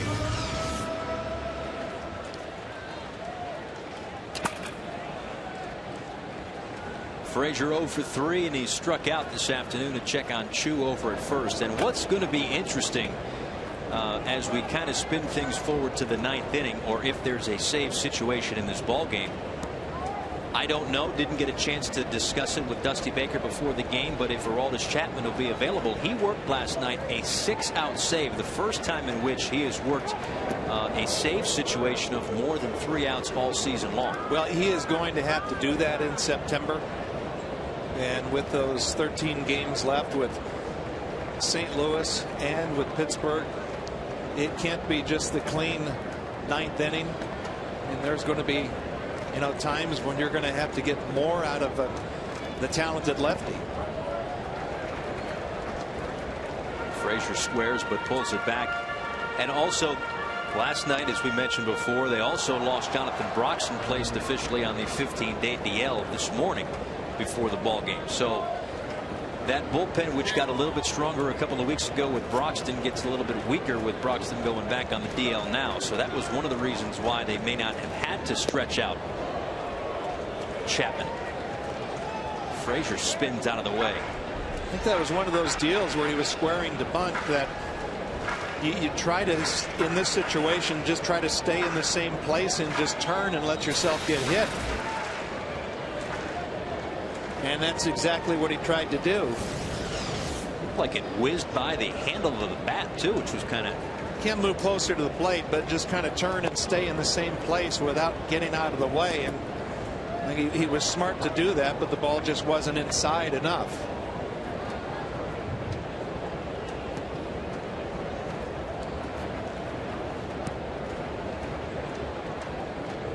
See if Frazier squares again as the check on Choo gets away, and he will advance to second base as the throw from Goldschmidt a bit late. So that accomplishes what the bunt would have by moving Choo back into scoring position, or into scoring position. Yeah, I thought De La Rosa got a little greedy there, tried to go with that, one of his better pickoff moves, and it was a borderline balk where he didn't step towards first base. You see, you could have easily called that a balk about breaking the 45 plane. Goes down as an E1 as Shin-Soo Choo moves into scoring position, and a 2-0 count here on Todd Frazier. And I think the way he's been swinging the bat, you'd still want to see him bunting again. Martin Prado in on the grass, grounds it to the left side. Prado has one play at first. He gets Frazier as Choo moves to third.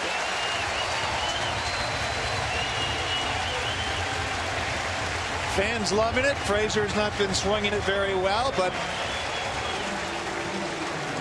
it's a big play.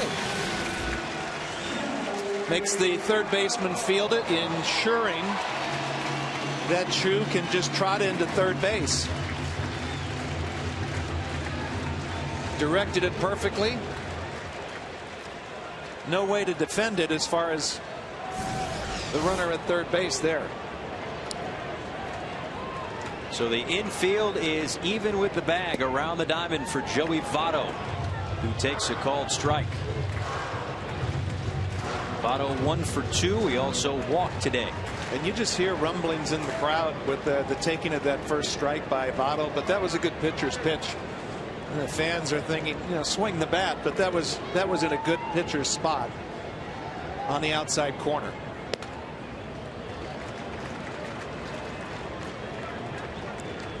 He's thinking nothing about the middle of the field. And if he gets one of those breaking balls, that would naturally put his swing into the pull field. So the infield in, the outfield is back, of course, with less than 2 outs and a runner on third. And the 1-1 pitch from De La Rosa is outside, 2-1.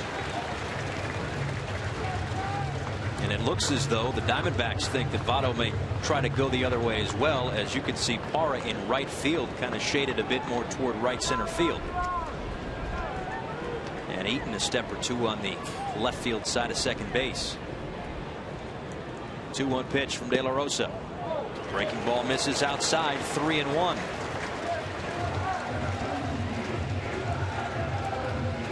I wouldn't think it's the worst thing in the world if Joey Votto walks here. Move the infielders in the middle back and play for a double play.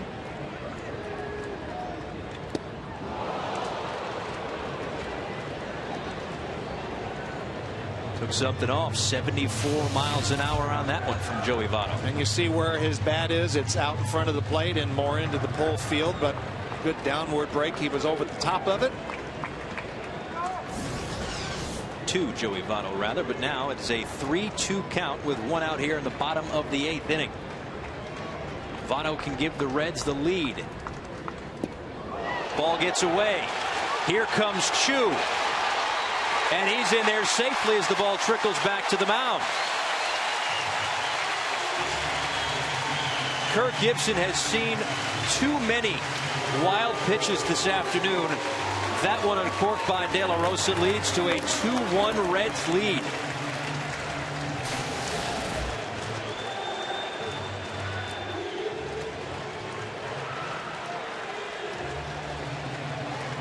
You know, I don't know.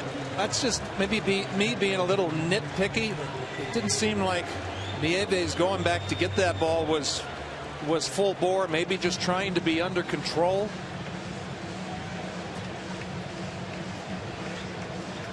So that'd be a pretty defining look here. There's a little bit of jog in there that I don't know. I'm a little bit iffy about. Well, whatever way you slice it, it leads to the go-ahead run for the Reds. Diamondbacks go back to the pen. 2-1 lead with one out here in the 8th. Welcome back to Cincinnati. It's a new pitcher for the Arizona Diamondbacks as Will Harris will face Brandon Phillips. The go-ahead run in thanks to a wild pitch from Yuri De La Rosa, who was relieved of his duties here in the 8th. Let's go back to that wild pitch from a moment ago. You know, there's a fine line between under control and having a sense of urgency, and I was just thinking that from Will Nieves that he would have tried to find an extra gear. He's getting a pretty good carom off the backstop.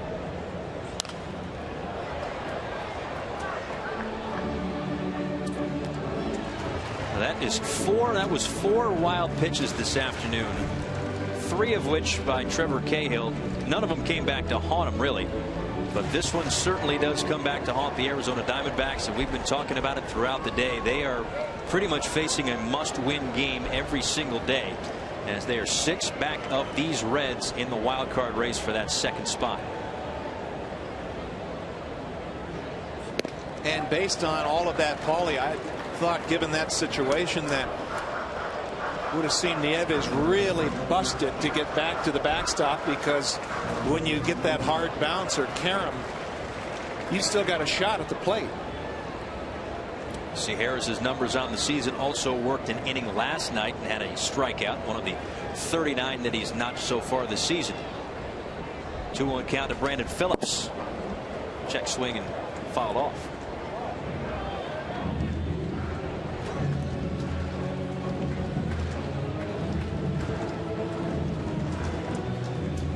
Brandon Phillips, another RBI, now 94 on the season as he approaches 100 on the 2013 campaign.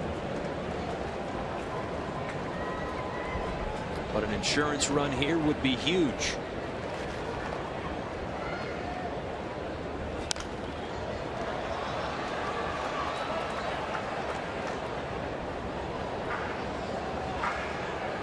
Will Harris has been rolling for the Arizona Diamondbacks, 2-0 with a 1.82 ERA in his last 40 appearances, 32 of which have been scoreless. As Matt Latos looks on, now in line for the win this afternoon after another solid performance from him. He's been terrific since the All-Star break. Phillips in the air, shallow right field. Aaron Hill goes back to put it away for out number 2. Yeah, Latos on a beautiful hot day, a great day to pitch, really grinding it out for Dusty Baker. 8 innings of 1-run ball, 7 innings of 2-run ball his last time out. Hard luck loser against the Brewers. where the Reds were shut out. Well, he did a lot of things right today.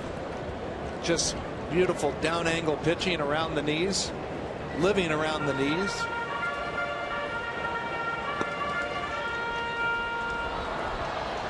So with Jay Bruce up, it looks like the Arizona Diamondbacks implementing a shift where Aaron Hill moves into shallow right field. That's Martin Prado playing where the second baseman normally plays, and Didi Gregorius playing up the middle as a shortstop.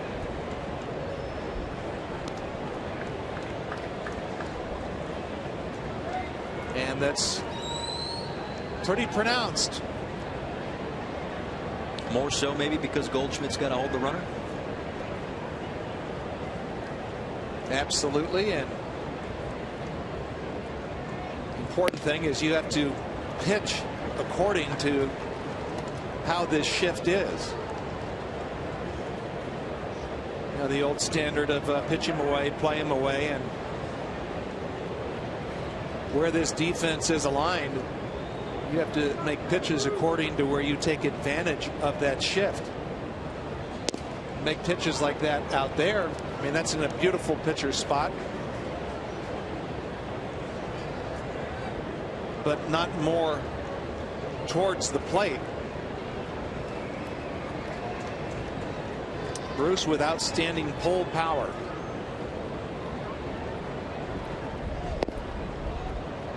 Harris just misses outside, and the count now 3 balls and 1 strike. And you wonder before this at bat, as we take a look at this last pitch.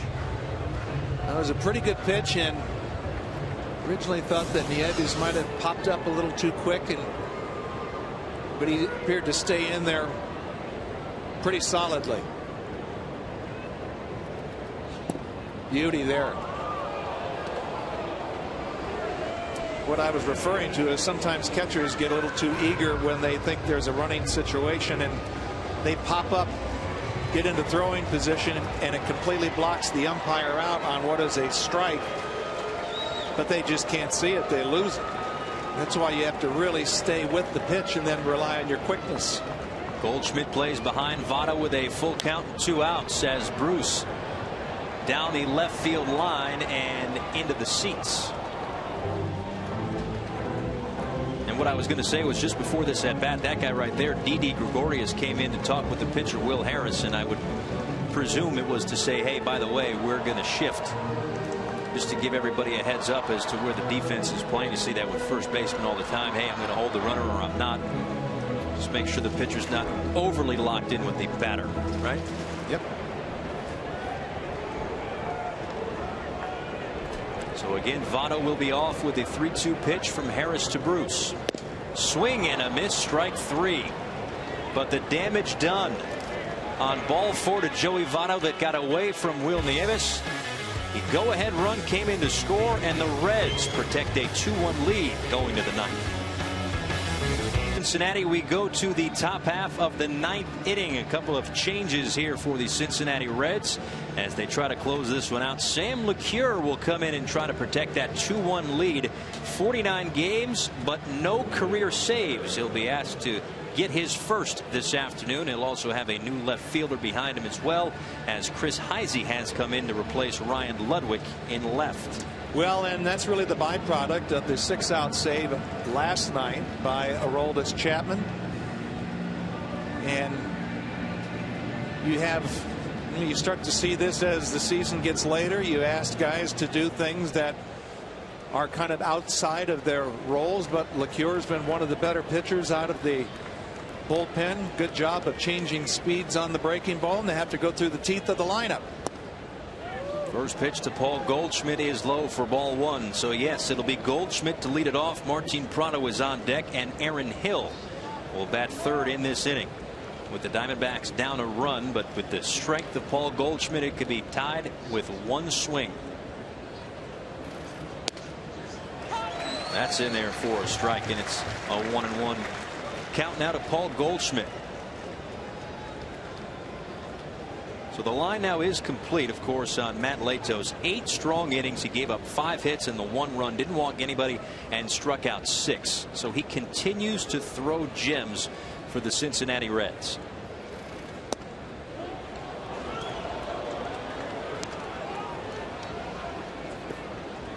He's a pitcher to me that just looks like he's not a slave to his mechanics. He has a good feel for the baseball, just like he follows the catcher very well. A pitch maker.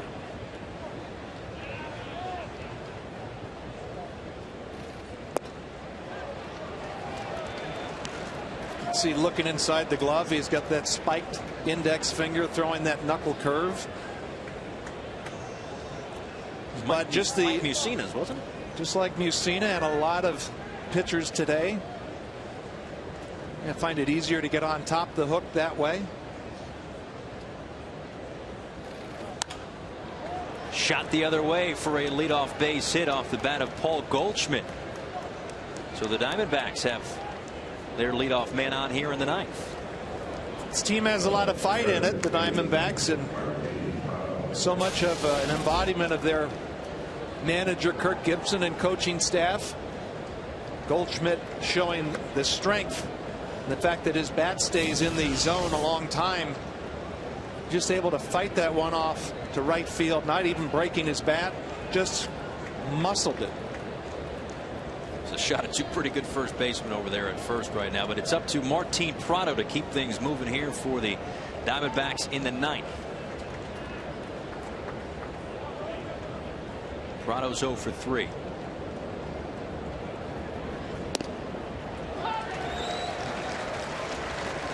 You know, I was going to say, with all of the abilities that LeCure has and what a good job he's done for Dusty Baker,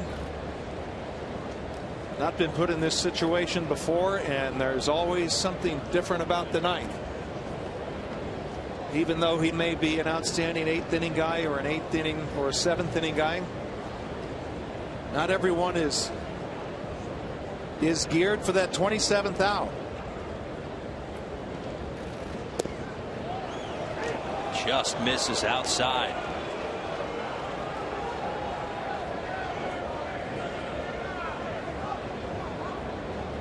No safety net, as I've heard you guys say time after time in the ninth inning, as there would be in the 8th. Also, the pitcher's approach, or the hitter's approach, that is a little bit different from the 8th to the 9th. Yeah, and I've also always thought that, you know, that 8th inning guy, you know, oftentimes has a much tougher job.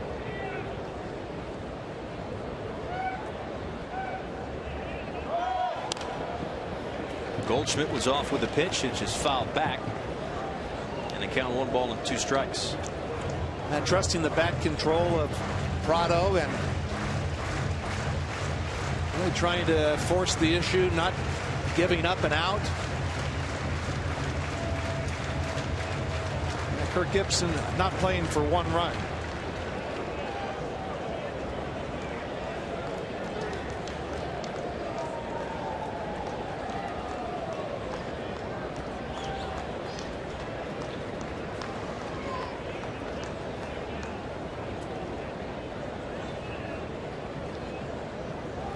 Three different Cincinnati Reds have saves this season. Obviously, Aroldis Chapman leading the way with 32. J.J. Hoover with 3 and Alfredo Simon with 1. A shot right to Joey Votto. They get 1 at second, back to first, not in time.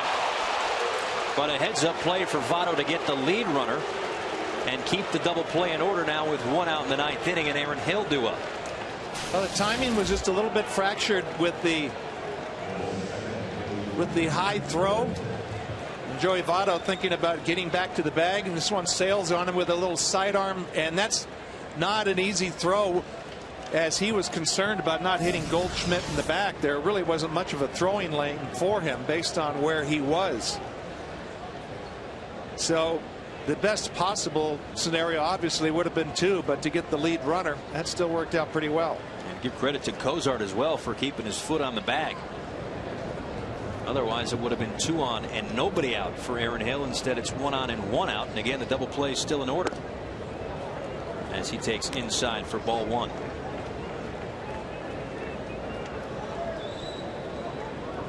One for 3 with an RBI, as Aaron Hill has been hot as of late. Great line drive gap hitter. Bat stays in the zone a long time.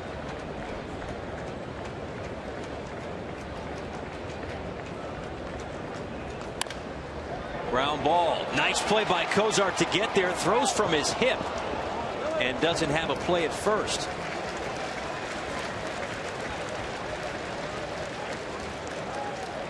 Tough to get much on that with the way that his body was kind of floating above the dirt. But a nice job to keep it from getting into the outfield. Well, I think his only play was really not going to be anywhere. But it was nice that he was able to make a nice play on it. And you never know if there's a little bit of bobble in left field. Or Prado could have went into third base. And now it's Jason Kubel, 0 for 3 with a couple of strikeouts this afternoon. But these guys have a lot of fight. They certainly do. Erased an 8-0 deficit to make it 8-7 last night before ultimately falling 10-7. Scratching and clawing for runs this afternoon actually have been both teams with a 2-1 Reds lead here in the ninth. And LeCure is going to have to dig a little deeper. He's given up a couple of bolts here, a couple of squared up, barreled up balls in play. Much better.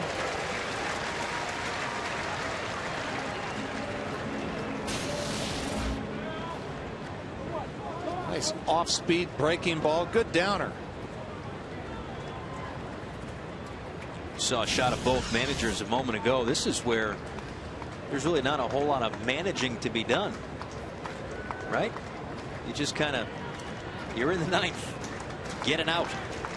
I remember Joe Torre saying that's when he stops managing is the ninth. Well, he had Rivera. Kubel looks at strike 2 on the outside part of the plate.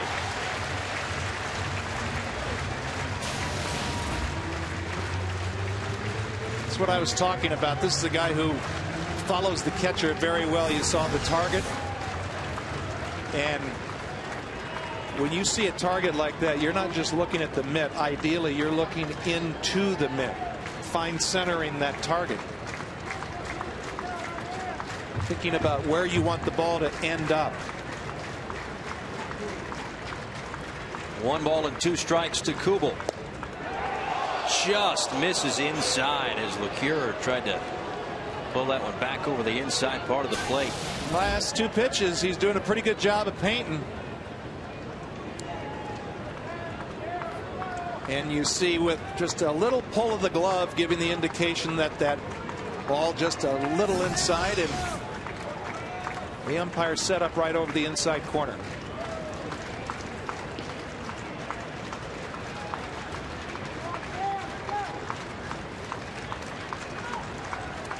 Will Nieves is on deck for the Diamondbacks, but the focus right now is on Jason Kubel.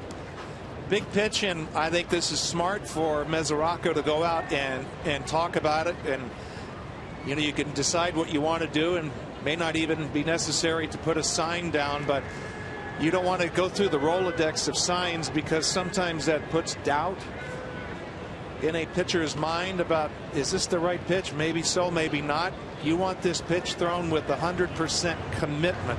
I believe, or both of you guys believe, that it is the right pitch. And I would venture to guess that this is a spot here where a pitcher will also rely on his catcher, a guy like Mesoraco, who's been back there all day, because the pitcher knows the game plan on the hitter. But Mesoraco has seen Kubel swings all afternoon. Going with the breaking ball. And he just misses outside. The crowd wanted it, but that looked to be a few inches off the outside part of the plate. I don't think he tried to backdoor that. I think that just kind of frisbeed out of there a little bit.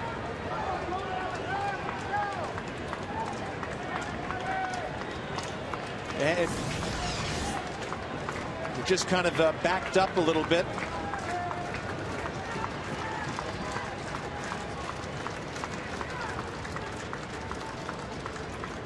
Runners stay put on the 3-2 as Kubel is rung up for the 3rd time this afternoon, and there's 2 outs in the 9th. It's not like it happened automatically, but it was a heck of a setup with a backup breaking ball on the off the outside corner to come back and perfectly dot the I and cross the T on the inside corner. And the Reds are 1 out away from taking 3 of these 4 games in this crucial series between the Diamondbacks and the Reds. Will Nieves, the last hope here for the D-backs with 2 outs in the 9th. And he looks at a called strike, 0-1. Nieves 0 for 3, a strikeout and a couple of groundouts, but perhaps the key moment in this ball game was, as you mentioned before, when Nieves didn't exactly bust it to get to that wild pitch that allowed the go-ahead run to score in the bottom of the 8th inning.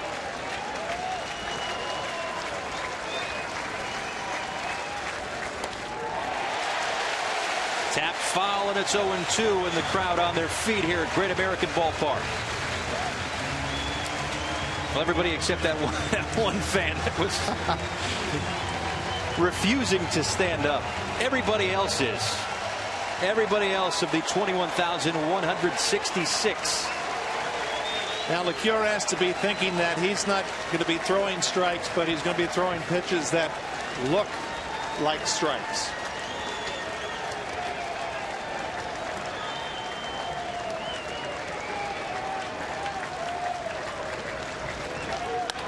The 0-2 pitch hit on the ground. Brandon Phillips has it, throws to first, and the Reds win it 2-1. Your final score this afternoon. So no Chapman, no problem, as Chapman worked 6 outs last night for the save. LeCure called in to get his first career save in a 2-1 Reds victory. And with all that bullpen activity last night, big ups to Matt Latos.